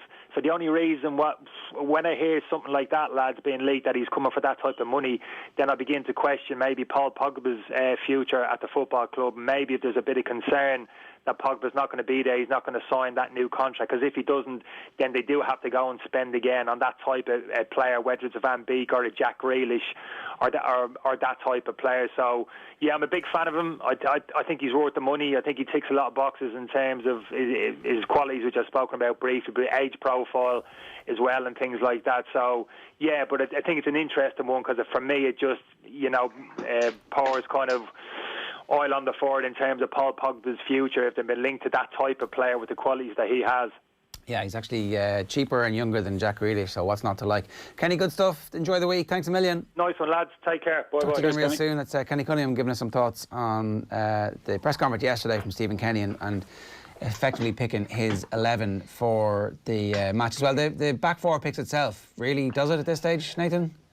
No, I think Coleman Doherty, nobody's 100% sure what he is going to do. It's probably the biggest decision he faces, because dropping Seamus Coleman as his captain is a huge decision, and something that would, if results weren't right, turn out to be quite a debate. Again, I wouldn't be surprised. Like, do you play Seamus Coleman away from home and Matt Doherty at home? Can you think like that? So away from home, where you're even as much as you want to dominate possession, maybe you don't have quite as much of it, and you play Seamus Coleman, you get that solid defensive side. And then at home, where Ireland are really going to try and dominate teams, that's where you want Matt Doherty bombing up the right wing. Right. Well, we shall see. I sat in the fence there. Well done. 43 minutes past 8 this morning here on OTB AM. If you've just joined us, you're very welcome. You've missed Kenny Cunningham talking about the Ireland team. We're moving to GAA now. Michael Verney of the Irish Independent is with us. Michael, good morning to you. How are you? Ger, how are you? I'm good. Tommy Rooney's team were beaten last night in the championship, and he thinks winning a club championship in front of closed doors is pointless anyway. That's his thoughts this morning on it. Yeah, I don't know if it's pointless, but it definitely kind of rips a bit of the heart out of it. Sure, half of it is meeting your parents after a win, lose or draw, meeting your friends after, everything that comes with it. After the initial maybe 2 or 3 minutes of lads jumping on top of each other, teams and, boys on the panel and all that kind of thing, and the manager and everything. That's everything that comes with it. So it's definitely, like, Ballygunner won 7 in a row yesterday. They fairly celebrated it fairly properly on the field. Mount Leinster won in Carlow yesterday as well. But like, what happens then after? We all know that the couple of days usually after a county final, what that's like. Yeah. Everyone together, be it music, food, everything together. It'd be strange win the county final. I personally still take it, and I'm sure Tommy probably has sour grapes because Meath Hill are out of the championship. I don't think he'd mind if Meath Hill were still in the championship. I still think he'd take it, but he's probably going to cling to that given the fact that they're out of it now. I think a lot of people around the country are waking up going, I didn't want to win it anyway. Sure, there's no point. I do think though, like, it'll be great to see a team who hasn't won it for a long time, who ends a famine, to see how they celebrate. Obviously, congratulations to Ballygunner. It's old rope for them at this stage.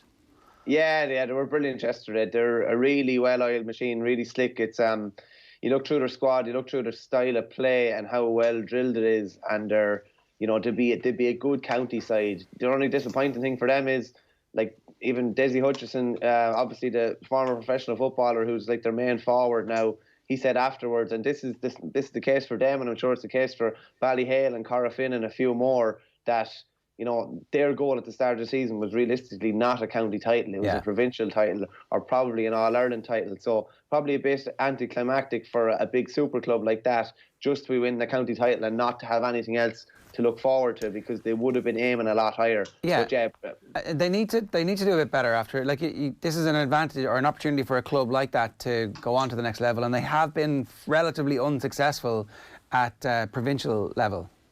Yeah, they beat the Pearshig kind of maybe a small bit surprisingly in a Munster final 2 years ago. Were then beaten by Ballyhale in an All-Ireland semi-final, and they would have had a good few regrets about that. They were beaten in a Munster final last year, obviously, by Borrisoleigh as well. So they'd be looking to get to the next level. And, like, it's funny, like, you're waiting another year then to get a go at that. Then maybe you get, I'm not saying that it will, but maybe get caught in your county next year, and then you're waiting another year to try and get on. So it's for a big club like that who are always eyeing provincial silverware or All-Ireland silverware, it must be difficult enough for them, even though they celebrated it like it was an All-Ireland title yesterday, in fairness to them, but they would be aiming an awful lot higher than that. Desi Hutchinson's obviously been shooting the lights out at club level. Just how good is he? Is he someone you're expecting to make an impact, presuming championship starts with Waterford? Yeah, he's in a nice position now, actually, because he went in with Waterford. He went in with Waterford on the back of the provincial campaign with Ballygunner last year, and he was one of their better players. Found the going maybe a small bit tough in the league. Played an hour in a couple of games and was taken off. And it's not saying his confidence was down, but he got to go back with the club. He got to play the whole way through the summer, get his confidence back up. He shot 2-8 in the county semi-final. He shot 4 points yesterday. And he's coming in again with a kind of a nice vein of form, nice vein of confidence coming into the county again. It's an interesting one. He's all speed. A summer All-Ireland and a summer Munster campaign would probably suit him a bit better, but he has done it in the winter before. He did it last year, in fairness. He definitely has that kind of killer instinct, and again, if he gets the ball in his hand, the pace that he has, and he had a couple of lovely flicks yesterday into the hand as well. He's like a lad who never stopped, basically, as well. He's a lovely player, and Waterford needs someone like that, someone who's going to kind of put the head down and go for goal. Probably missing a player like that, so he definitely would help them out an awful lot. Jay, I saw Liam Cattle was at the game yesterday. I'm sure he's been well on his radar now at this stage, but yeah, he could definitely make a massive impact. Let's talk hurling for a couple of minutes. The Kilkenny Championship has seen some outrageous scoring from individuals. I think TJ, Richie Hogan, and somebody else had 210 from play. John Walsh from Mulnavat had 213. I think it was 2-8 from play. Yeah, crazy scores pop over the weekend. Realistically, yeah. Because of the quality of the pitches. I mean, was the weather good long enough over the weekend? It was fine over the weekend. So, but the pitch would have been pretty heavy from the incredible amount of rain that we've had for the last while. So it's not like it's just the dry sod is the answer here, is it? No, you would have thought so, that the pitch would still be heavy, but the three players involved. John Walsh scored 2-5 in an All-Ireland minor final a couple of years ago. Richie Hogan. He got 7 or 8 from play. TJ Reid got 116. I think it was 1-9 from play. So I think it's probably more to do with the players involved here as well. And plus, I've kind of been saying it for a good while, this litter is an awful lot lighter. The likes of TJ can stroke over points from 100 yards at his ease. Richie Hogan, I'm sure, could do the same as well. TJ's Ballyhale put up 4.34 at the weekend, which is an outrageous score when you put it down on paper, and you think when the ball goes over the bar, there's probably going to be 15 or 20 seconds of a lag before the ball comes back out. And they scored 38 times to 8 times. Their opposition, the Roaring League, were missing an awful lot now. They were missing Richie Leahy, Joe Ling, Kieran Joyce, and even a couple of more lads. And they're gone into a relegation semi-final. They'd probably be happier to try and have some of those lads back for that. They probably knew it was going to be unrealistic. Richie Hogan's Danesfort were very, very unlucky. They pushed Mullinavat, and they would have been big underdogs going into that game. They pushed them really close. And it looks like he's coming into the county campaign as well, maybe a bit fitter than he was last year. He obviously had knee trouble and a few different things last year. But John Walsh, obviously, on the other side then as well, he got 2.13, and Mullinavat pulled away in extra time. And Tommy Walsh's Tullaroan, actually, they pushed Erin's own Castlecomer very, very close, really tight game. But Castlecomer, kind of led by the likes of Kieran Wallace and Conor Delaney and Conor Fogarty, who we'd know from Kilkenny, they just edged it. And it's going to be interesting. It looks like Ballyhale are kind of coming with a run again. Did the same as they did the last couple of years. Were beaten in a couple of early games, and they're just starting to gather momentum up. And once they get momentum up, they're going to be very, very hard to stop. Again, though, that's the same. They're the same as Corofin or Ballygunner. They should be going for an All-Ireland 3 in a row. Yeah. And it's different just to be going for a county title. Yeah, I want to talk about that, right? Because Joe made an interesting point on the news round last week, where sometimes you've got to be careful what you wish for. The split season, we're hurtling towards it now. It seems like there's an unstoppable momentum behind it. But there is a price to be paid for that, and that is to give up the wall-to-wall coverage and the engagement with the casual sports fan for the peak summer months when the weather's at its best and everybody wants to see some GAA, and suddenly it'll be club matches. I wonder if actually over a period of time the coverage will catch up with these matches, and we'll begin to think of them in terms of All-Irelands, that actually we'll be featuring Corofin week on week because they're the All-Ireland champions, and the absence of provincial and All-Ireland championships this year actually make these specifically and uniquely local, so that they don't have national crossover appeal. Yeah, I'm not so sure. I think people might have said something like that over the last couple of months, even with obviously that there's no county action and the focus on clubs, and TG Carr or somewhere on a Friday, an RTE or somewhere on a Saturday, and TG Carter or somewhere else on a Sunday. I think the figures have been quite good, and I think people are just starved of something at the moment, and I still think people will want to watch that. It is uniquely local, but like if Ballymun and Ballymun and the Fina was on last night, I'd be watching it. It doesn't matter, that's local to people in Dublin, but I want to watch that. If Carrick Macross are playing Mahara Clune, which they were yesterday in Monaghan, I'm going to want to watch that. I think the majority of people will. You will, right? But what about the casual? I suppose so. 1 million people watch the All-Ireland football and hurling finals, and they're not every week got to be sitting down to watch club games. So how do you attract them into this? How do you tell those stories and make the narratives interesting enough to capture a portion? And you're not going to get them all, but a portion of them. Do you need to attract them, though? Like, can it not just be the club game and the elite part of the club game gets attention when it deserves to get attention? Not every club game deserves to be on television. And there have been plenty of games over the last few weeks that certainly haven't deserved to be on television. Even some of those games in the Dublin Championship. You're looking at the standard and the quality, and you compare it to other elite sport that doesn't get a huge amount of television attention. And I know there's other parts of that. But the club game is the club game. Local people go to the matches. It doesn't need to be anywhere near on a par with the county championship, with the elite level. So, yeah, fine, Ballygunner, and we'll watch the knockout stages. But most club games should just be allowed go and be for the local community. We don't need to make them something bigger than they're not. And just what you're saying there, like there's a hell of a lot of county games that are not in any way entertaining, and are only interesting to the counties that are involved as well. I don't like there are lots of interesting narrative, interesting stories around the country with various clubs. I do think it's nice, and I think it's important that they all get their time in the spotlight, but they don't have to, it doesn't necessarily have to have a massive big national appeal. You're talking about 1 million people watching the All-Ireland. 1 million people are still going to watch the All-Ireland regardless of. So the success or failure of the split season isn't going to be dependent on the media attention on the club game in say as it's been proposed at the moment, and obviously very early days, no one even has seen the actual proposal, but come August the intercounty tap gets turned off, people go back to their clubs, coverage will necessarily be much more diffuse. That's not that much of a concern really, is what I'm hearing from you, Michael, in those terms, that actually it matters, but not that much. No, I don't think it matters that much. I think it's more important that the 98% of lads and ladies that are club players are like basically being catered for. They're far happier. Clubs all around the country, there's far less gripes with players being missing and not having access to county players. I think there'd be a lot less. Maybe it mightn't be a good thing media-wise, but I think there'd be a lot less negativity going around, if you know what I mean. There'd be a lot less people probably giving out about, the inter-county game is a What do we do then? What do we do then? I know there might be a few less things to talk about, a few less things to give out about, but I think the vast majority of GAA players will be an awful lot happier. I think county players will be an awful lot happier as well. I think people just want specific times where they can do this, this and this and know, okay, I'm off from here to here. And it gives them some sort of structure to their year, probably a bit more structure to their life, I'd say, as well. Yeah.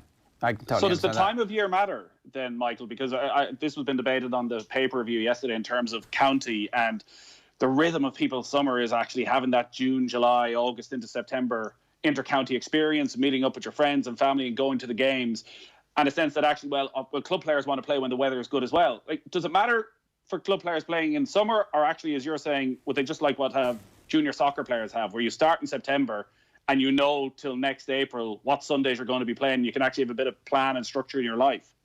I tell you what, there's been a beautiful precedent set this year. I think COVID kind of set it up and I remember Jamie Wall tweeting about, I'd say it was mid to late June, and he said that a dangerous precedent has been set. You're giving club players the summer and they're going to get used to this and will absolutely crave this and want this. I think it's important. Like counties are going to have the bulk of the championship is going to be played probably May, June and July, which generally the weather is very, very, as you'd want it for a GAA season for hurling and football. You go into July and August then, and it's probably going to start turning a bit in September towards the end of the club season. But that's still, at least they're still getting a fair shot at it. It actually, the cream will rise further to the top at the club game as well, because the conditions. Don't get me wrong, I kind of enjoy it in a way, because when you're not of the quality of some others, you can bring them down to your level. But the cream will rise to the top in the summers, and I think most clubs be absolutely delighted with that. I think though, what Nathan you were saying there about maybe September to March, I nearly see that as a punishment almost, that you're going all the way through Christmas with. I think people will be much happier. You're going to probably start training in probably early March, early April, that sort of time. You're going to be getting ready for July, August, September, probably finish early October. Then county players and club players will all have, club players will have a bit more, probably have 3 or 4 months off. County players have 2 months off. And it's just, there's just way more structure to it. I think people will enjoy it more. I think you'll hear people volunteering more. Yeah, I think probably, to be honest with you, I think it makes a lot of sense. Nathan, I've got to talk about Mayo because we're nearly out of time here. Andy Moran doing well enough to get back in the Mayo team? Andy'd be in the Mayo team and squad if he wanted to be. It was Andy's decision to walk away. So I know the last time I spoke to him, he was very content with his decision to walk away. Was missing the bit of crack with the lads, but actually... It's a 5-week season. There was no for turning. So unless there was something in that made him change his mind, listen, he still got it in front of goal. There's a few better poachers, and he showed that when Ballahadreen were flying at the start of the match against Brafey. Obviously, things went south for them rapidly when Keane Hanley was sent off and they lost a couple of key players to injury. Perhaps I'd be still shocked if he decided to go back in, even for a 5-week spell, even with that Christmas All-Ireland on the line. I mean, it's like anybody who retired suddenly could be at the end of the phone going, you're in form, you're playing well, you're relatively fit. Like, it's between now and we might be with a chance of winning All-Ireland, Michael. Surely managers are thinking, OK, I know you said you retired, but actually you didn't really. Come on. Yeah, it was put to Philip Manny, was one of Ballygunner's best players yesterday, and he obviously walked away from Liam Cattle's squad earlier in the year, and you're just thinking the commitment and the sacrifices that are going to have to be made are so much less. He's a nice little body of work done with his club, no more than Andy Moran has done as well, and he's in good form. There's not going to be, obviously they're going to have a big block of strength and condition and all this, and the fitness going up and the fitness levels going up, the county level are going to have to be higher, but teams don't have as much of a leg up on each other maybe as other years. So I think I'd be surprised if there's not a few minds swayed and turned and little U-turns. And as we said, I said it, and Nathan would love it, I'm sure, like the All-Ireland final 6 days before Christmas, the green and red of Christmas, the green and red of Mayo. It's absolutely set up. Oh, the graphic designers around the country are already mocking up the photographs. The amount of viral videos of 40,000 Mayo people in McHale Park and no social distancing, we'd be getting hammered for it. Screw that, we take our chances. All wearing Christmas jumper. You'd actually end up as public enemy #1 despite winning all out. Yeah. Well, that'll happen anyways. A very quick one for you, just on Mayo. Michael, you mightn't have the answer, but you can have a think about this. John Casey, the former Mayo great, was tweeting yesterday that Charlestown's Aidan Higgins hadn't missed a championship panel since 1995 when he made his debut. 107 straight games, 26 years. Do you think is that a record? That's phenomenal, yeah. I remember at county level, Henry Shefflin hadn't missed a game since he debuted in 99 up until 2013, as in he'd started every game, which is phenomenal at county level. At club level, that's outrageous. Johnny Doyle would be a tiny bit behind him, I'd say. Probably not too far behind him with Alan Wood. But you'll get my mind working for the day. I'll try and find it for somebody else who can better that. But I'd be surprised if there is someone there. I'd say Johnny Doyle might have been in a 97 starter. I'm not sure. And would just to stick with Mayo for a second, Andy Moore and Aidan O'Shea are going to be grand in training after Andy's little you've killed me. Was that Andy's not in training. I'm sure they'll be perfectly fine. It was one of those moments you mightn't have caught fully if there was actually 10,000 people in McHale Park watching it, because you could actually hear what Andy was saying because there was nobody there. Listen, Aidan had the last laugh. He was brilliant in the second half. Aidan, as bravely came back into it. Yeah, I'm sure it'll be fine. Yeah, maybe a little insight into what his teammates think of him. Well, and a little bit of bite, no harm. We've got to talk about the situation in Longford as well, because as it stands, the 48-week ban for Emmett O'Killoe is in place, but they're going to the DRA to try and somehow bring some common sense to this. As it stands, Mickey Quinn and his 4 teammates will be banned from inter-county football for 48 weeks. Their referees can't referee anything apart from street leagues and inter-club training sessions, and nobody from under 16 up to senior can play GAA. This is madness, isn't it? Yeah, it's crazy. Even like stewards, they can't steward at other games or anything like that. And it all kind of stems back to Killaloe were in an under-16 final earlier on this year. And there was a player sent off, I believe, for the team that they were playing in the final, St. Column killed St. Francis. And he was sent off on a straight red card, which was subsequently overturned or changed to 2 yellow cards. So Killaloe wanted an investigation brought into this or whatever, and it was ongoing, but the final was fixed, and this matter hadn't been sorted in their eyes. So they didn't show up for that county final. They were given a fine of €750. I think it was by the 31st of July that it had to be paid. But in the midst of COVID and everything, it obviously wasn't paid. And I think they had proceeded and had actually started the first round of their senior championship. And then it all reared its head. And yeah, it's getting very, very messy. You're looking at the county champions who, at the moment, they won't be able to defend their title. And I think there was a big mediation last week up in Cavan. I think Pádraig Duffy, the former Ard Corda, was kind of chairing it, and it was fairly hot and heavy, but nothing was sorted, and they're gone to the DRA now, which is the last resort. And it's just a very, very messy one. I believe if they'd even paid part of the fine, that they would have been able to revoke it somewhat, and they would have been able to be reinstated. But a disaster for the club. Like, if you're looking at not just the senior champions not being able to play or anything like that, but everybody in the club from under 16 upwards basically not able to have any role in anything that's going on at the moment. And people, I'm sure, having sat in their hands for 2 or 3 months during lockdown,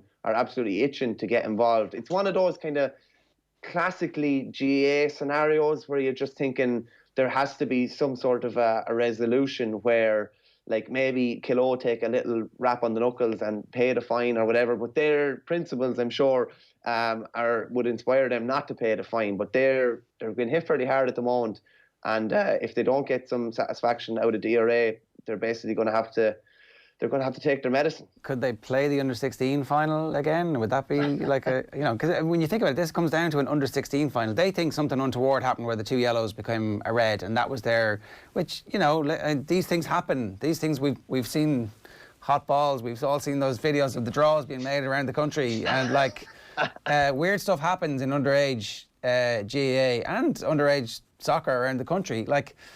But to throw out those 5 players from your senior inter-county team because of a dispute for an under-16 team all the way over here, this does not make any sense, does it?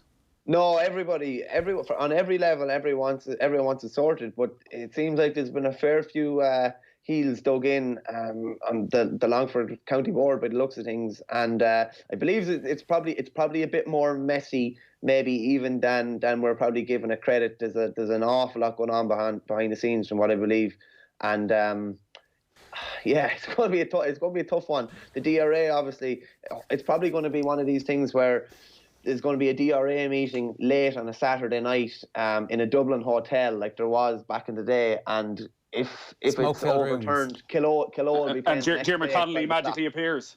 Yeah, exactly, yeah. So exactly. It always comes back to Mayo, doesn't it? Listen, Michael, we'll keep an eye on that. It sounds like there's going to be a brilliant 30 for 30 made about it at some point. Good to talk to you. Thanks a million. Thanks a million, George. Cheers, Nathan. Michael Verney of the Irish Independent there giving us some thoughts on that. 0879 180 180 is the number here if you want to get in touch with us. The brand new OTB Sports app, search for OTB Sports and download it right now. And a reminder, of course, that OTB AM is brought to you in association with Gillette. As I said, if you want to get in touch with us, 0879 180 180 is the number. Good morning. Start with Gillette, giving you the confidence to tackle the day ahead. The DRA is going to be on Tuesday this week, so we will have news from that hopefully by Wednesday morning here on OTB AM. It's disgraceful. Grumblings of long-standing personal issues at county board level have led to this. Hopefully the DRA can hear all the evidence and make sense of the whole thing, is one of the comments coming in for us here. We will bring you the newspapers now. OTB AM. Right, on OTB AM, Ian McKinley talking yesterday about how Nevin Spence's tragic death impacted his career. That's the interview he did with Joe on OTB and Off the Ball on Sunday. Maguire brought into Irish squad with Parrott out through injury. Michael Obafemi not brought in, despite the fact that Troy Parrott is out of the squad. The comment that fueled Cora Staunton's recovery after her quadruple leg break. That's the very latest edition of Andy Lee Meets, brought to you by Set Leon. And player withdrawals from the US Open after testing positive for coronavirus. So the US Open, they've had 2 hotels in Long Island trying to make that a biosecure bubble, and it gets underway today. So we'll see exactly how it's going. Why was Michael Obafemi not brought in when Troy Parrott was out? Nathan? Oh, Nathan's not there. The Irish Independent for you this morning. Kenny, I must win over fans quickly. New Ireland boss admits to lofty goal of transforming how Irish football is viewed around the world. And red is the colour in more ways than one. Munster prevailed to set up Leinster semi-final showdown as Connacht have 2 players sent off. So a 13-man Connacht hammered in the end by Munster yesterday in that one. They also have Nico Roach's diary. Jockey Club Chief Bushell resigns as gross misconduct claims are upheld. So I think that's one of those resignations where you're getting kicked out and you're like, yeah, well, I resign anyway. So Miracle Man, Andy Murray is huge value to add to his 2012 Flushing Meadows crown. I don't think he is. I mean, it would be one of the greatest, it would actually be the greatest comeback story in all of sport if Andy Murray can come back from his hip resurfacing to win the US Open. The Times, the London Times, Messi goes on strike to force move. So that's essentially the representation of Leo Messi not showing up for training, not getting his COVID test, and La Liga saying they back Barcelona. United close in on Van de Beek, that's there everywhere as well. The Irish Sun, their back page is clause out. Star snubs pre-season. La Liga say pay 700 million. Lionel, I'm free for City. Barca reject quit request. Lawyers buyout terms have expired. So the rancor between Barcelona and Leo Messi is only going to get worse and worse over the coming days. Boss eyes, style and substance, that's the same to that press conference yesterday. So we're a physical British-styled team. That's bull. I'd like to hear this from Stephen Kenny. I think he's already winning over fans and influencing people. And Dutch and no. Reds get their man. Blues face a battle. So different sides of Manchester. Leo Messi not coming unless someone pays £624 million sterling. But Manchester United have beaten Spurs, Bayern and Real to land 40 million Holland star Van de Beek on a 5-year deal. That one should be done relatively soon, so that won't be a saga. Rapid success. Kenny aims for quick overhaul of Ireland team is the headline in the back of the Irish Daily Mail this morning. Van Graan orders Munster to seize the day. They were kind of complaining about the short turnaround for next week. the shortest turnaround they've ever had for the game against Leinster. Leinster obviously rested our whole team. Jose hated facing Doherty, so was thrilled to land Ireland star Matt's my special one. The Matt Doherty, Arsenal fan, released video yesterday. He looks pretty happy in his Spurs shirt. Brit annoying for Kenny. Stephen Kenny wants to instill a uniquely Irish playing style to his team and throw off the shackles of being compared to British sides. There you go. And then also Paul Lennon reckons that Belvedere and Home Farm are going to get loads of money from the Matt Doherty transfer as well. The Irish Times, their sports section is essentially, the front page of that is the report of Matt Doherty's move and the match reports from yesterday's games. Sorry, from the weekend's rugby matches. So Tottenham move surely means Doherty's day has finally come. And the bottom one there is also Kenny knows he needs to make early impression. And finally, the pictures from the back page of The Guardian is Owen Morgan smashing a 6 in England's T20 win against Pakistan yesterday. So he's still playing really well in the shorter form of the game. And scrambled to trace Pear's activities after positive tests. So the tennis player who tested positive is Benoit Paire, one of the game's most entertaining and controversial players. I'm not going to lie, I don't know why Benoit Paire is controversial. I don't know enough about his backstory. Maybe this is an opportunity for us all to learn a little bit about him. In the Telegraph, Magic Morgan hits Route 66. They also have that story there from Bushell quitting at the Jockey Club. I'll tell you what's on the OTB Sports app as well. So you can get this for free in the App Store, either of the App Stores, whichever operating system you're using. The feed is personalised, so you pick your own sports.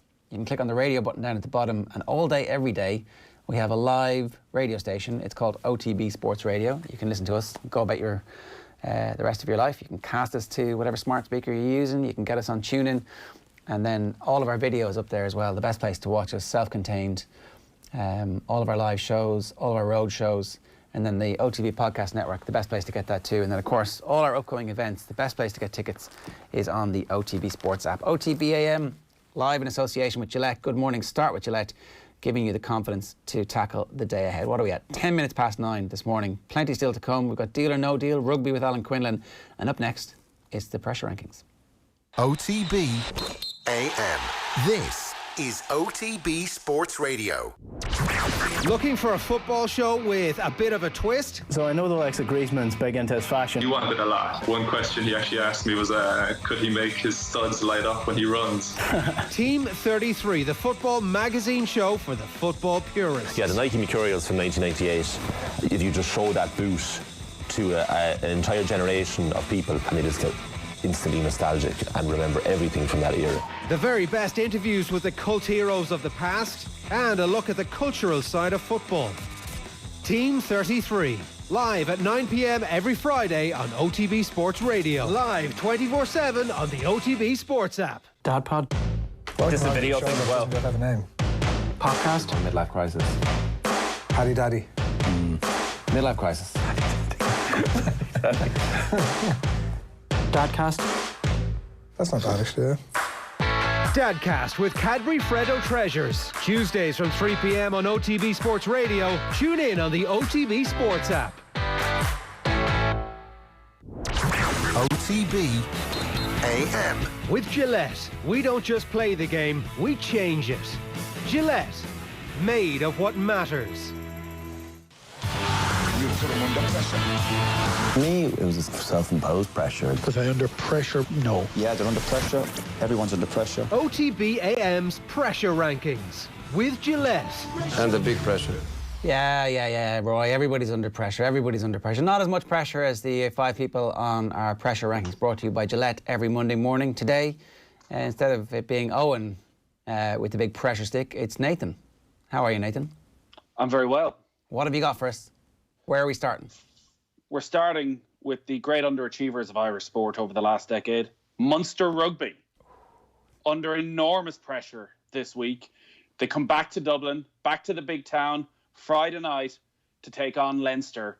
Having not won in Dublin in 5-6 years, they finally need to get one over to give their fans something and to stop Leinster putting together what will probably be the greatest club season ever seen in the Northern Hemisphere if they can go on and win the Pro 14 and win the Champions Cup. Leo Cullen legitimately can walk out and say there's only 2 great teams in Ireland, Leinster and Leinster B. And Munster need to stop that.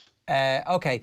A lot of very Leinster-centric criticism of the decision to kick the ball out of touch last week when it was 27-25. They could have gone the length of the pitch, won the game and avoided Leinster in the semi-final if results had gone the right way.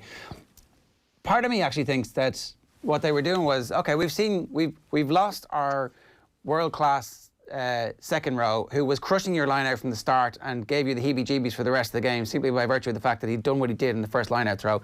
And we then lost our replacement, Irish qualified and playing World Cup lock. We had like all of our injuries and we were still only 2 points down to your best team. To kick the ball out of touch. We'll see you again next week. We'll be back here next week and we know what you're capable of. And we'll crush you then. I actually thought there was a little bit of the confidence in them going, I don't mind seeing the semi-final. I'll take you in the semi-final. Let's go. Let's go. I'm not quite sure I share your confidence of Munster's ability to think like that mid-game when there's crisis all around. But perhaps, and that is what's at stake, though, for Munster on Friday night. If they can go and win, end this long, 23-game winning run of Leinster. Suddenly Leinster are going against Saracens, deflated. Suddenly, we're looking at them in a totally different way. And Munster, heading into a new season, knowing maybe you might get Snyman back for the knockout stage of the Champions Cup next year. Maybe you get Joey Carberry back for that as well next April. You're looking at life totally differently. But I just think they got to perform. They need a win, finally. They need to go and win in Dublin. Does Irish Rugby need them to win? I always like greatness. So, is it a choice of Munster beating Leinster, good for Irish Rugby, or Leinster actually putting together one of the greatest seasons we've ever seen? I'd probably go for the latter. You always like greatness. Just so I can let that, Have you ever seen it? You haven't. It's great.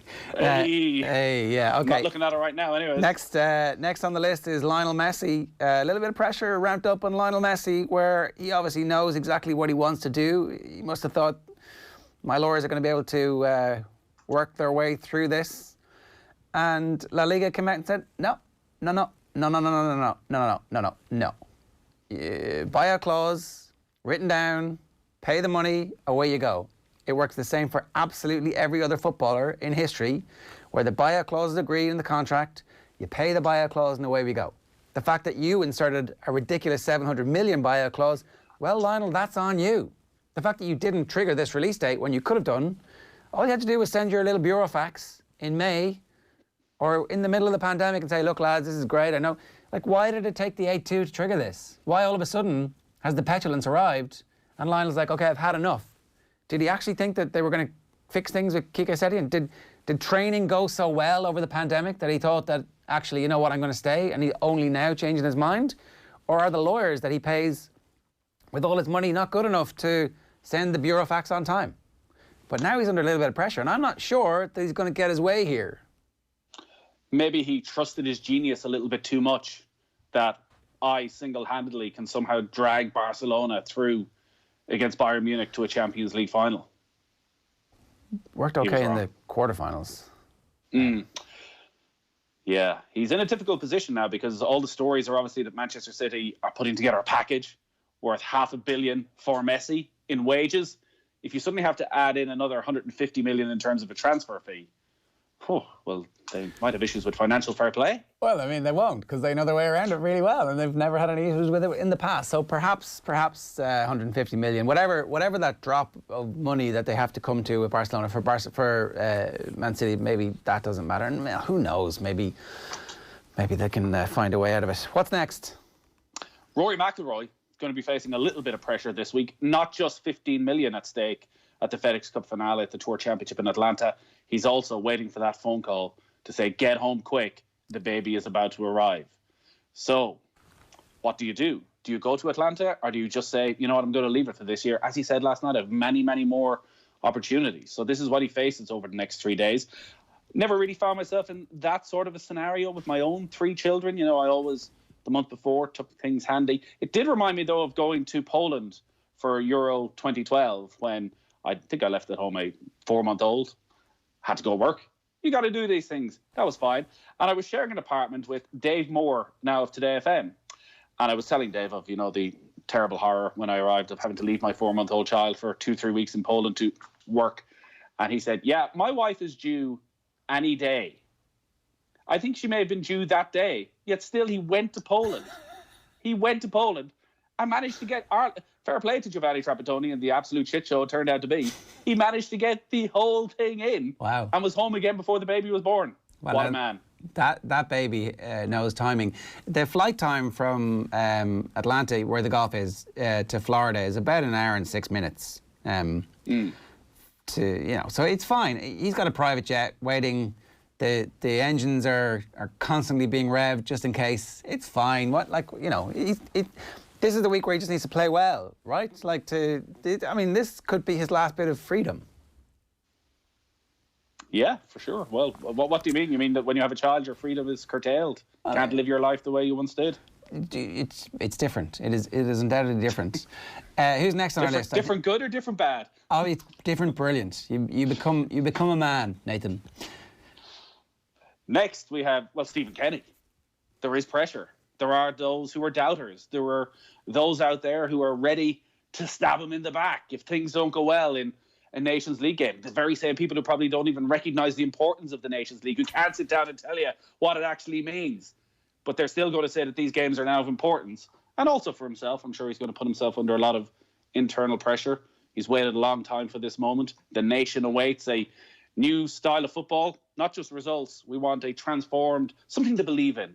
So there's a lot of pressure on Stephen Kenny to deliver that in Sofia on Thursday night and back at an empty Aviva Stadium next Sunday.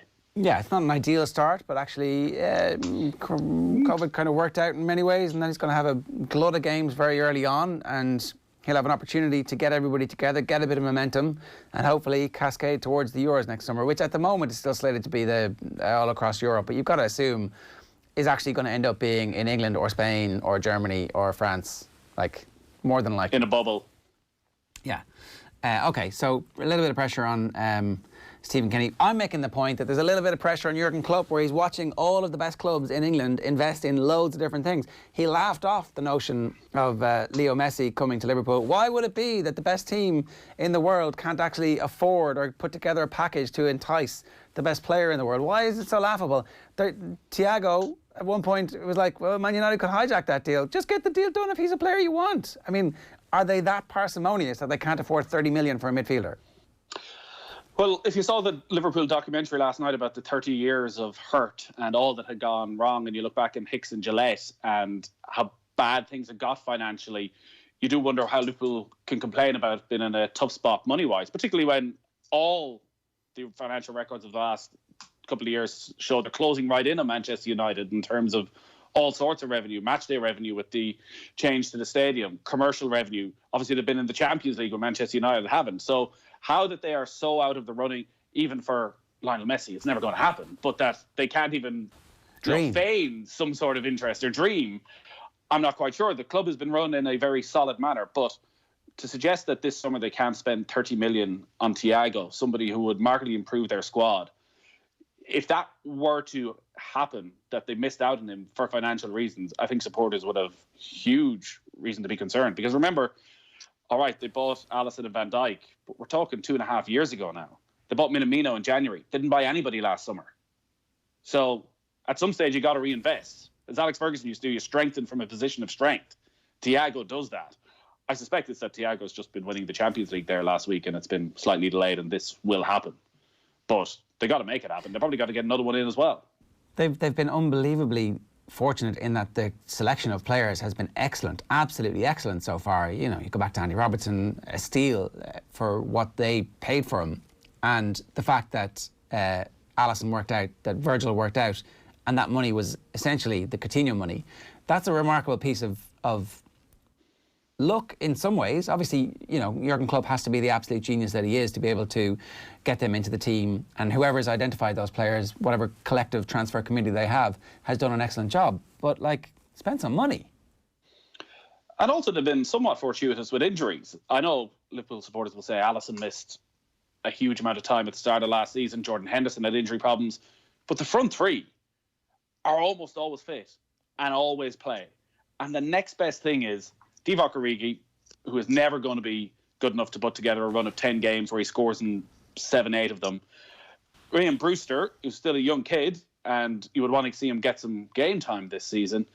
And after that, you're probably having to change your system. So go and buy somebody. Go again and invest. So you put yourself in a position that this time next year, if you want, you can sell Salah for 100 million. Or you can sell Mane if Barcelona, as they're regrouping with all this Messi money, want to go and sign somebody. Don't leave yourself in a position where you've sold Salah for 100 million. Everybody knows that. And you got to go and buy Adama Traore with Wolves going, well, we know what you got in your back pocket. You can give us all that right now. Yeah, get him in now. So I think they got to go and do something. All right, get him in now. What are we at? 24 minutes past 9. That is this week's pressure rankings. OTB AM's pressure rankings with Gillette. Yeah, a reminder, of course, OTB AM live in association with Gillette. Good morning. Start with Gillette, giving you the confidence to tackle the day ahead. 087 180 180 is the number there if you want to get in touch with us this morning. Alan Quinlan is with us, I think. Good morning to you, Alan. How are you? Morning, Ger. How are you? Yeah, good. Nathan is making the case that Munster are under a bit of pressure this week. I actually think that Munster... I have a theory, right? This could be complete horseshit, and feel free to disabuse me of the notion if you want.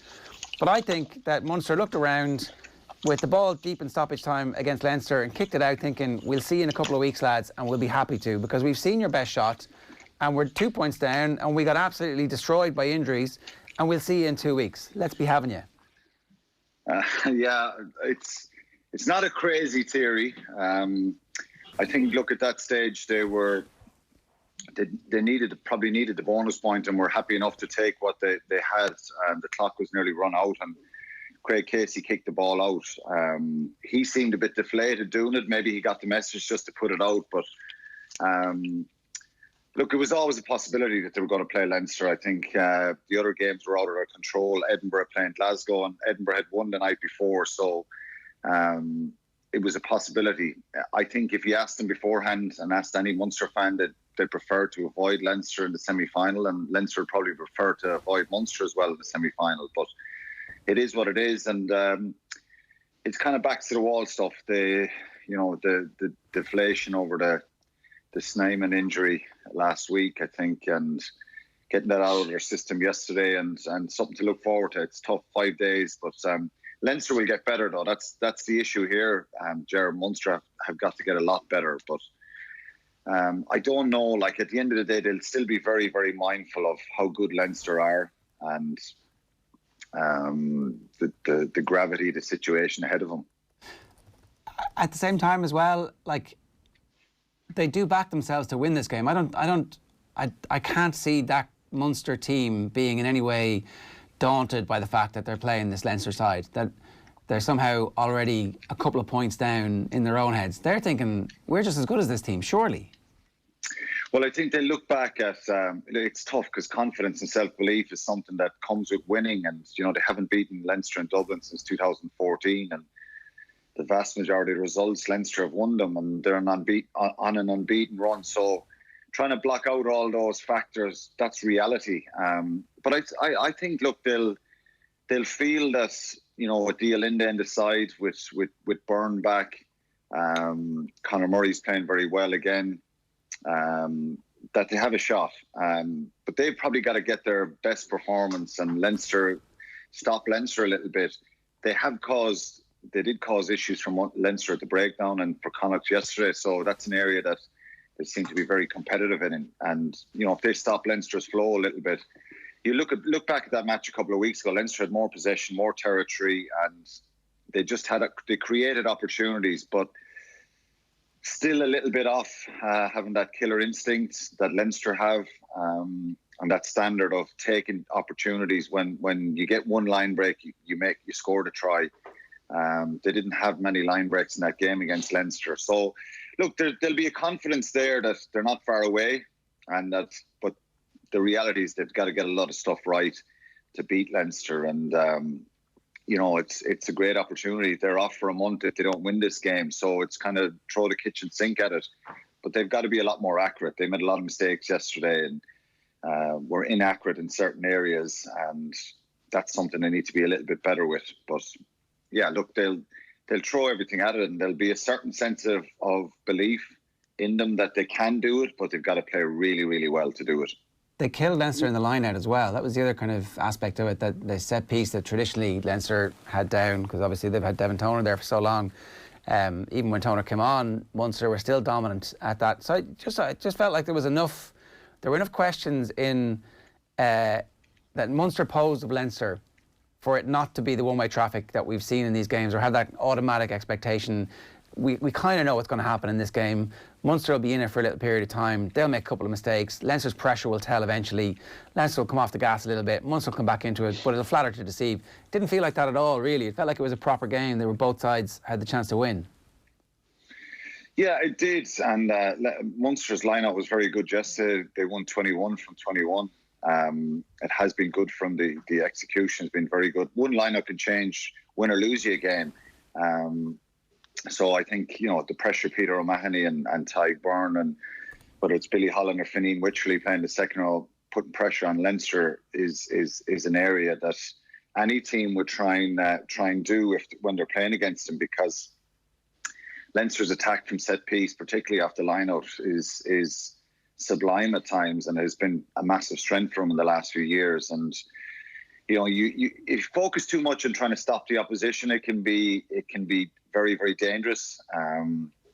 Munster have just got to make sure they're far more accurate with the ball, and obviously applying that pressure, but just more accurate. And when they create the opportunities, they'll take hope from and a lot of confidence in the fact that when they built a number of phases, they created some opportunities. And with Dialinde and Farrell, if they get the kind of ball to them, good quality ball, they can cause problems for Robbie Henshaw and Gary Ringrose, who are outstanding players, experienced players, but they can still impose themselves there. And Earls and Conway, if they get enough of ball in the wings, they can score tries as they've shown. But ultimately, it'll be down to what's going to happen up front. Leinster will have a number of players back, and there probably will be a fair bit of pressure on Ronan Kelleher to get those lineouts right, to get the calling systems right, and maybe Toner will start to get, to sort out those line-out problems maybe that they had against Munster in the first game. Nathan, go on. Sorry, I was just going to say, you touched on one of the other issues Munster face on Friday night, Quinny, which is they've got 5 days, whereas Leinster will change their entire team, you would expect, pretty much, and have had 2 weeks. We're going to have a lot of these issues player welfare-wise over the next 18 months, you'd imagine, such as the cramped calendar.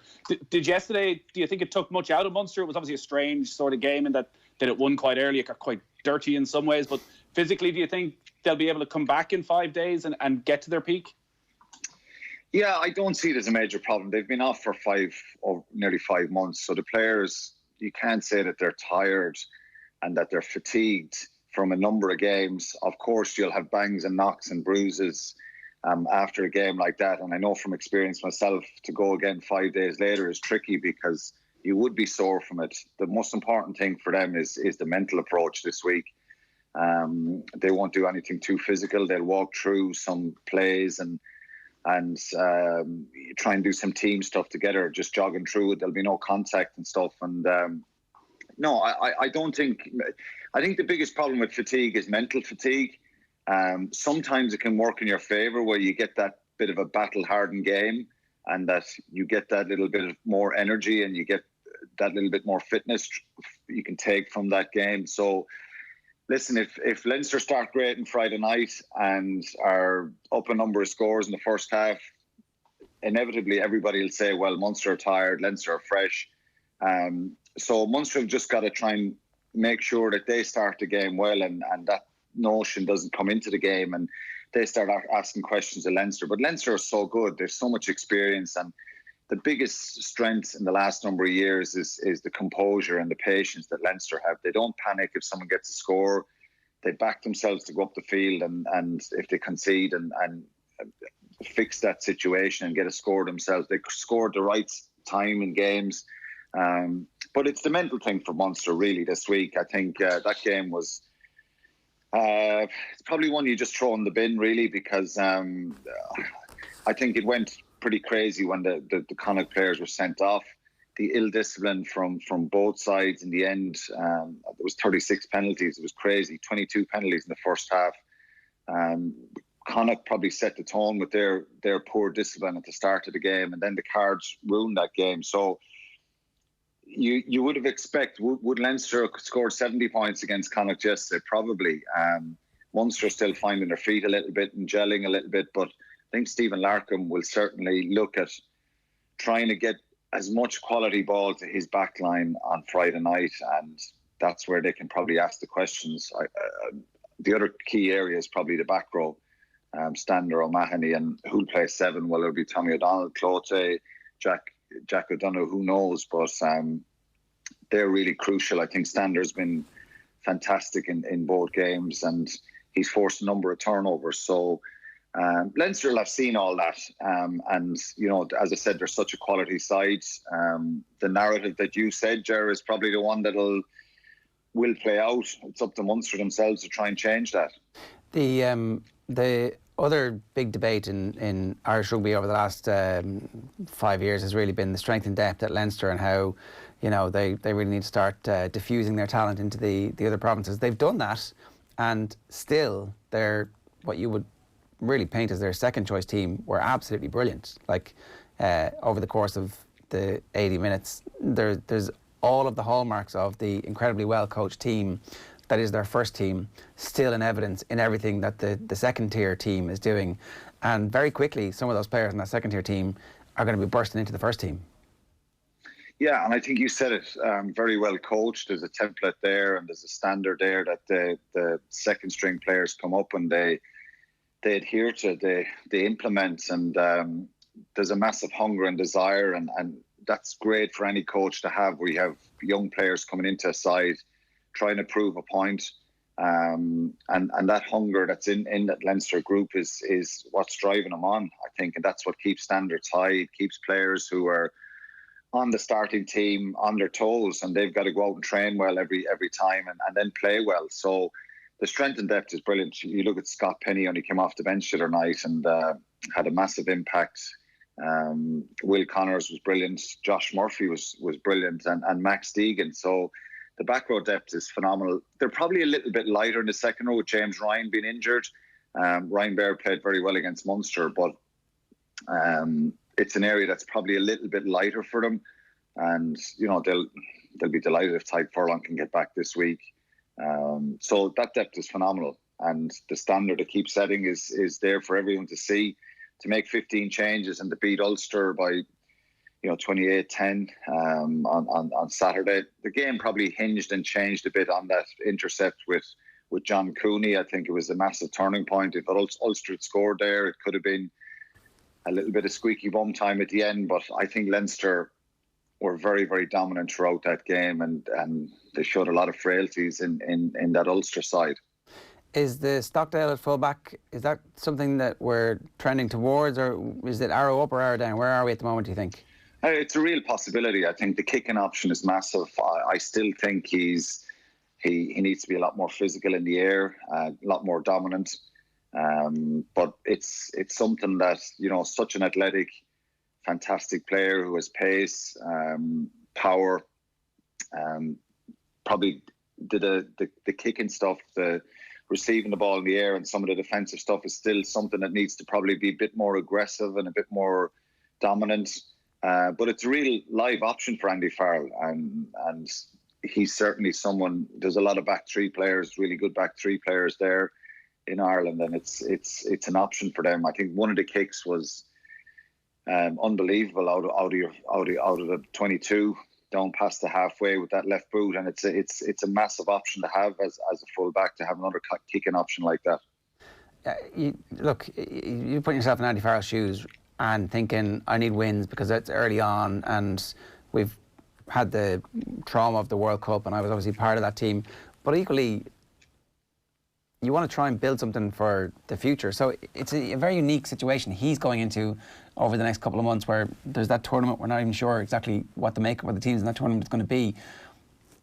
Does he look at these as an opportunity to give everybody that chance and build genuine depth and genuine competition, so that we don't get to the scenario that we had really under Joe Schmidt, where we knew the first team because Schmidt had decided who the first team was? Like, what's the best case scenario for an Ireland coach? Not knowing who your team is, or knowing exactly who your team is and then playing well? A little bit of both. I think you still want to know the vast majority of your players and have a couple of guys really asking questions. And fullback is an area that, Rob Kearney dominated that position for 12 years, 13 years, and was outstanding. He was world class there. And that's a position that's opened up now. And Jordan Larmour's played there, Andrew Conway, Stockdale can go in there. It's a position you want to try and get a bit of stability in, because it's a real pivotal area. Most teams kick the leather off the ball nowadays, and it's such a really important part of the game, your kicking game. And if you have a dominant fullback who kind of nullifies that, it can really halt the opposition. So it's a concern, that one, because you really want a safe pair of hands back there. I think a lot of people talk about the attacking ability of fullbacks, and would you go for attack over defence? I always think you have to go for defence a little bit more over attack, and that stability of covering that backfield and being really solid there. In an ideal world, you'd have both.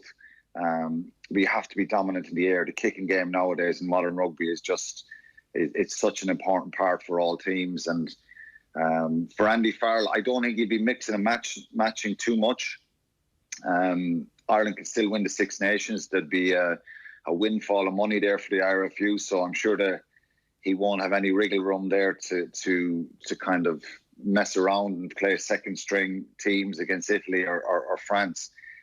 He's going to have to try and win those. I'm sure you can mix it. He'll have to mix and match a little bit in November because of the run of games that particularly all those Leinster players will probably have it with Europe as well. So having a 15 nailed down, it's something that came up a lot at the World Cup, that we could pick the team. I think there's certain areas in the back row possibly that guys can seamlessly transition in and foreign players can be picked, but by and large the vast majority of the team is 10, 11, 12 players we probably will know what they are beforehand. And that's the nature of most international teams, and Ireland want to be a top team and get back near the top again. So you might see some changes for Italy and a little bit of movement there, but Andy Farrell needs to get a hit out with the team before they go to Paris for the French game. So it's probably November before you'll see a little bit of rotation. Okay, good stuff.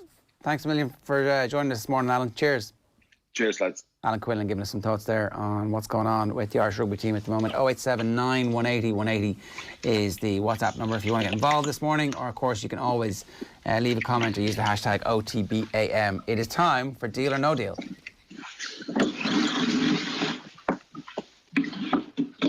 I signed for them after the Euros, and after my first day's training on driving home, I was actually thinking, regretting what I did. Like I walked into a circus. It's amazing, isn't it? It is 9:41. I signed for them after the Euros, and after. It's on a loop there. It's 9:41 this morning here, and for those of you who are unfamiliar with Deal or No Deal at this stage, we take all of the best and worst transfer rumours doing the rounds on the internet, and we give them a rating to see exactly how likely or otherwise they're going to be. Well, look, the Leo Messi story has obviously been dominating stuff just recently, but at least we've got something else to talk about this morning. We have Donny van de Beek set to join Manchester United for 45 million. It's 45 million euros, 40 million quid from Ajax, despite a late attempt apparently from Spurs to hijack the deal. Why are Manchester United buying the 23-year-old Dutch rising star? Does he fix any of Manchester United's current problems? Phil is with us this morning. Phil, good morning to you. Yeah, good morning, Ger. How are you doing? I'm very well. Does Donny van de Beek actually serve a purpose for Manchester United as they currently stand, or is this good future planning? It's a bit of both. He's only 23, so we've obviously seen he was part of that brilliant Ajax team that got to the Champions League semi-final a couple of seasons ago, and he gives you a different option.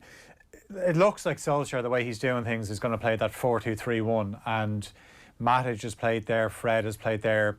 Pogba seems to be, it seems to be Pogba plus one. So if you put Van de Beek in there, does that mean that, you know, he's not seen as a protector as such? But I think for United to evolve, they need players that can hold on to the ball, and Van de Beek is one of those kind of players. I like your Dutch pronunciation over there, correcting us there subtly. Go on, give it to me again. Well, I mean, think about Amsterdam, Beek. I mean, it works well, doesn't it? Hey, Nathan, you got a story about that, don't you?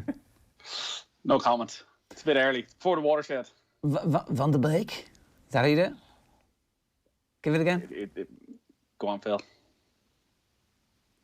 Give us it again. Van de Beek. Van de Beek. Van de Beek, yeah. All right. You're doing your David Moyes accent when you're doing it. Well, you have to, isn't it? Isn't that the? I mean, otherwise you're just being arrogant. You're just being like a Brexiteer, Nathan. This is a great signing. Is it? Manchester United, like Danny Van de Beek. Where does he play? Well, you can't have too many good players. No, but where does he play? Well, he can play in any number of positions, which is exactly why he's such a good signing. This is what we were talking about with Liverpool earlier. This is what Liverpool should be doing. Firstly, from a purely financial point of view, you're preempting potentially at some stage the departure of Paul Pogba, and you have somebody who can sit into that role. But also, as Phil said, in the system he wants to play with, Van de Beek can play in a number of different spots, and also he can rotate those players. So at the moment, he starts with Martial furthest up top. You got Rashford on the left, Greenwood on the right, Fernandes in the middle. And if any of them are injured, what happens? What happens? Daniel James might come in instead of Greenwood.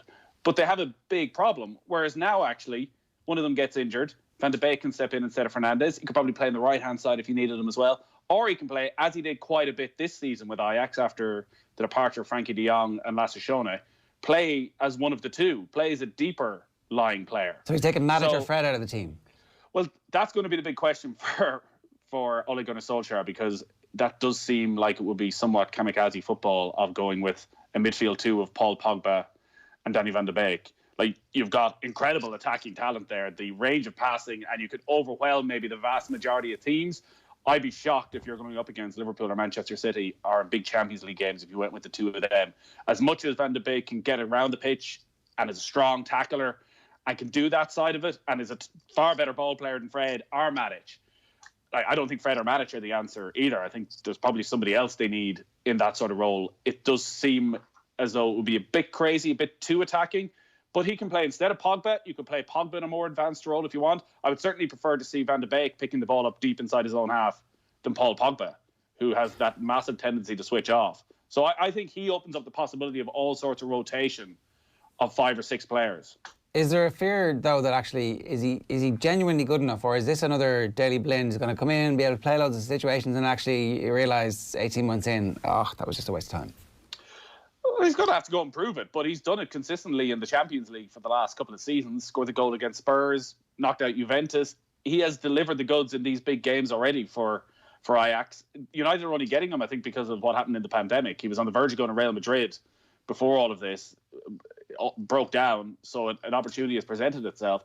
And I think for 40 million, again, he's just the sort of player, the versatility he offers, the quality he has, and what he...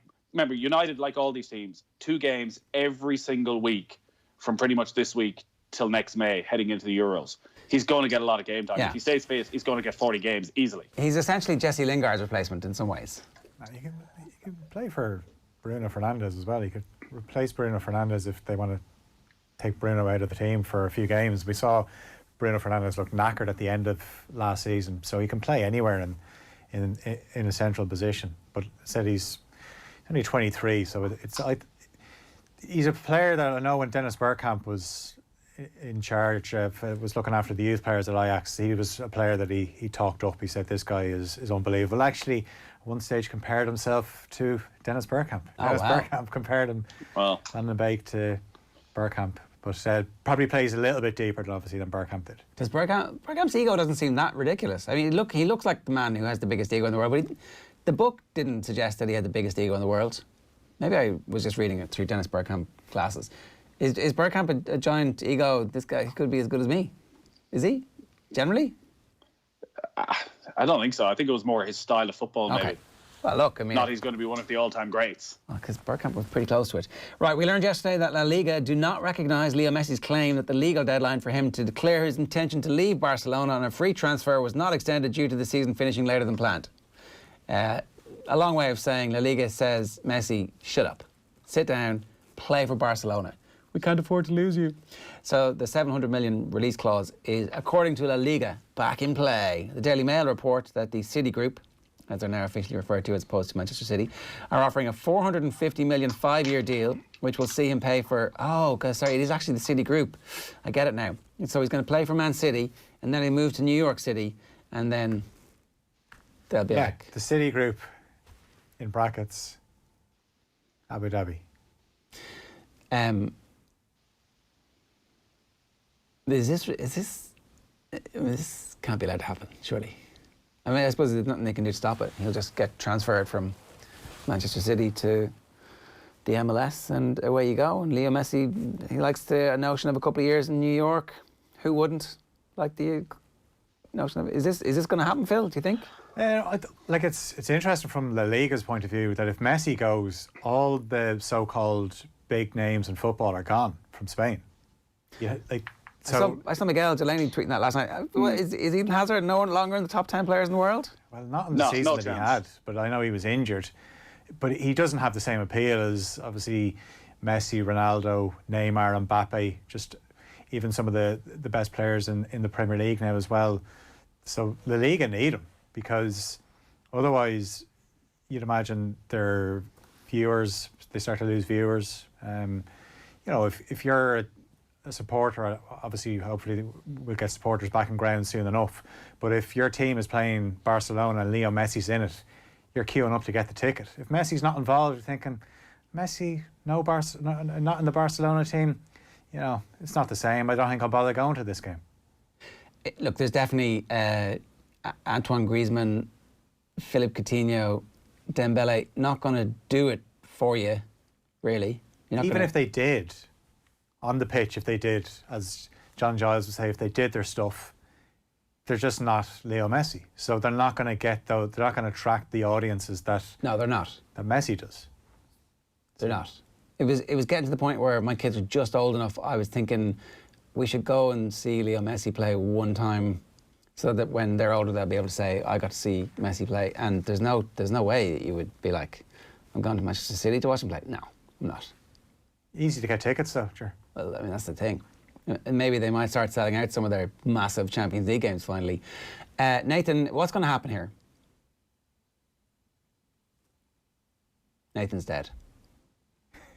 You've absolutely stunned them there. Yeah. I mean, to be honest, nobody really knows what's going to happen. And maybe. What do you think is going to happen?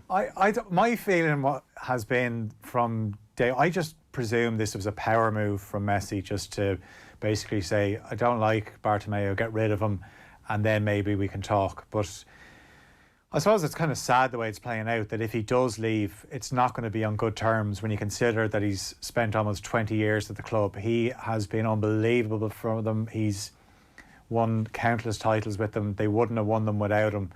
And just the fact that it could end so badly, that it could get to the stage where in 10 years if Messi wanted to go and watch a game in Barcelona, that he mightn't feel welcome there, which... I think we were talking about this last week, and I can't remember who on the morning we did our Messi special. It's this president who will forever be associated with, and Koeman who will forever be associated with that. So the Barcelona fans, if Messi leaves now and goes wherever he goes, the Barcelona fans will always remember the fact that they had Leo Messi for such a long period of time, and they will always blame this administration for it. The new president will come in, he'll make Xavi the manager, they'll get Messi back, he'll do some keepy uppies in the centre circle, and they'll be like, they'll retire the number 10 shirt.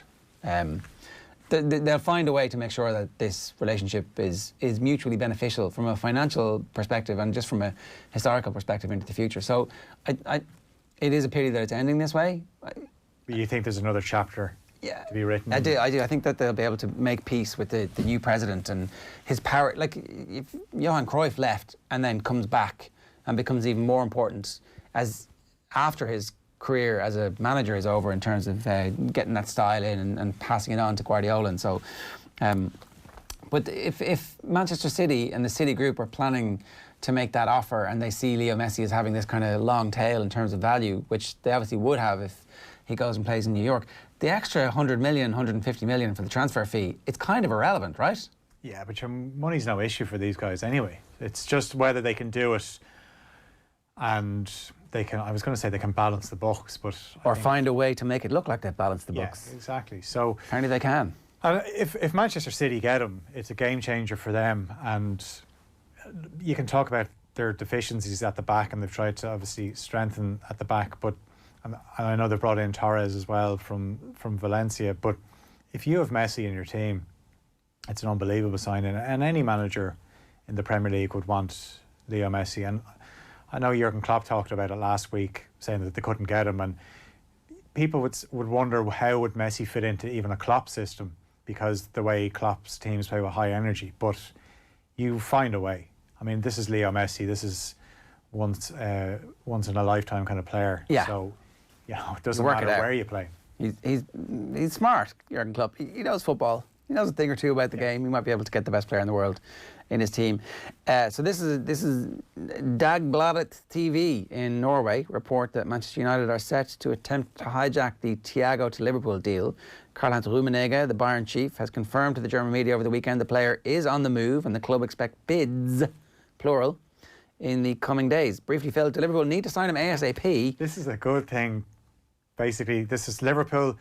You want to get your act together, because you wouldn't want to lose him out to Manchester United now, would you? That's a nice little nudge there. But looking at them the other day, Ger, it was Community Shield. It's hard to know, because watched Liverpool against Salzburg a few days before that Community Shield, and you could tell certain Liverpool players had a lot of work done on their legs where they just did nothing there. But when Keita came on against Arsenal, when Minamino came on, they looked a lot livelier and a lot brighter. And it's going to be rare you're going to see a starting midfield of Wijnaldum, Milner and Fabinho. So if they don't sign Thiago, I think they'll be all right. If they do, I think it would definitely be a good bit of business for Liverpool. Just give them a little bit of an extra option and just something different, because that midfield that started the other day was the kind of midfield that if you're playing away from home and you're expecting, you know, a team to come at you, that's the kind of midfield you want. But Liverpool actually had a lot of possession against Arsenal and at times were a little bit pedestrian, and Thiago is that little spark that could get things going, which Keita did when he came on. But I think if you're Liverpool, you should definitely try and do this, regardless of what happens, Gini Wijnaldum. Nathan, is there any prospect that actually the Thiago deal might still happen and all of a sudden Manchester United have completely recast their midfield? That Thiago goes to Manchester United? Yeah. Well, it would certainly shift things up in that part of England if they were to come in and steal him, and all the goodwill of Liverpool winning the title, I think, would evaporate a small little bit. There'd be a lot of frustration if that was to happen. Again, going back to the financial side of things, I don't think so. I think Thiago is going to end up at Liverpool. I think this has been pretty much set in stone. Also, I think from Thiago's point of view, you want to go to Liverpool. You're going to be a title contender next season. You're going to have a good chance of winning the Champions League next season. I'm not quite sure Manchester United are just at that level right now. So from Thiago's point of view, yeah, I think he's going to England, and I think Liverpool are overwhelming favourites. One of his best mates is Rodrigo, who's just gone to Leeds. Which of the Rodrigos? The first one that's just signed. They're one that's just come in, I think. They're signing a new one, another Rodrigo, apparently. Okay, well, the one who's already in. Okay. So they can share an apartment, you know, in Manchester, and one goes to Leeds, one goes to Liverpool. Neither will be particularly popular if they're wandering around Manchester for dinner at night, but... Yeah, okay. Yeah, I think Thiago will happen. Like Liverpool do need midfield reinforcements, and we touched on it before. Like this guy, everything about his footballing life has been at the very highest level. So he's going to come, he's going to add. There's no questions about him. Former Ireland captain Kenny Cunningham has told OTB Sports, that's us, that he thinks it's time for Ireland to drop Seamus Coleman from Matt Doherty. Is that exactly what he said? I'm not sure. How do you expect the £15 million 28-year-old Matt Doherty to fare at Spurs? Is it harder to not pick him for Ireland now he's at a famous club like Spurs? I don't think it makes any difference to Stephen Kenny, does it? Where he's playing his club football? I think Stephen Kenny was brilliant on this yesterday, going to watch Tottenham last season a couple of times at their new stadium, and went in depth, probably his best answer actually, his most interesting answer about tactics currently in world football and how teams are using certain parts of the pitch but not other parts of the pitch, and how Spurs use the right wing but not the left wing. So Ben Davies, the left back, generally tends to sit in alongside the centre backs and doesn't bomb forward a huge amount, whereas Serge Aurier, Kenny was saying, plays an awful lot of the game almost in line with Harry Kane over on the right-hand side. So playing in that right wing-back role, even though technically there might be somebody in front of him as well in that 4-2-3-1 or a diamond or whatever Spurs decide to play under Jose Mourinho. But that actually Sergio Aurier was getting forward a lot, and it wasn't from a traditional right-back position. He was just in a very advanced role, and that is Matt Doherty down to the ground. Okay. So maybe those concerns we have that he's going to be Jose Mourinho'd and become this very negative fullback have been allayed somewhat by listening to that. Okay, I have 20 seconds left here. Diego Costa is reported to have been offered to Spurs. Should Jose sign him? Yes or no? If not, which other Premier League club should sign him instead? Phil? Don't sign him, but if I was a Premier League club, I wouldn't go near him. Why? He's got a bit of history now with injuries. He's getting a bit older. He's crankier. He's not going to serve Tottenham well because he's not going to be starting. So he's just going to be winding people up. And yeah, I think Spurs should steer clear of him. They've already got Jose Mourinho. Nathan? One of the great Premier League players and characters of the last decade. Another season of angry Diego Costa, even off the bench. I'm all for it. Where? Tottenham not the worst option as a backup to Harry Kane, where they don't need him all the time, and they probably need a bit of character as well. They need a bit of fight. Yeah, that's probably his best option. He's not going to get back to Chelsea at this stage. Otherwise, they're looking somewhere. Burnley. I want to see him play Burnley. Play up front for Burnley. Okay, rapid fire answer to this one. Way over time. Inter Milan boss Antonio Conte wants N'Golo Kante. Apparently 50 million quid will bring him to Italy on a season-long loan with an obligation to buy. Is there any chance this happens with Kante, or will Kante spend the season in London winning the league with Lampard's new look Chelsea? Phil? Yeah, I think Chelsea need Kante. They need him because they've so much attacking talent now that they're going to need somebody to stay at home and watch it. So even if he stays anyway, still don't think Chelsea are going to win the league. They'll get a bit closer, but I think it'd be pretty bad to let him go if you were Frank Lampard. Nathan, quickly.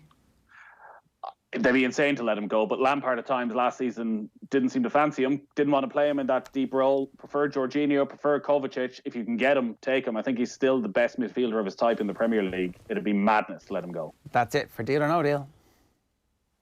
I signed for them after the Euros, and after my first day's training, I was driving home. I was actually thinking, regretting it, what have I done? I walked into a circus.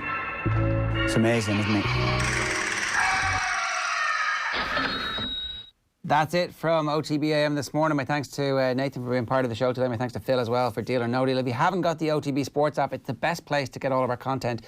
It costs you nothing, and you can get it by searching OTB Sports and downloading it. We'd football with Kenny, we'd Deal or No Deal, we'd rugby with Alan Quinlan, we'd a great GAA roundup with Michael Verney as well. OTB AM live weekdays from 7:30. We'll see you tomorrow morning. The lads are back on the radio tonight from 7 o'clock. We'll see you. Best of luck. OTB AM. With Gillette, we don't just play the game, we change it. Gillette, made of what matters.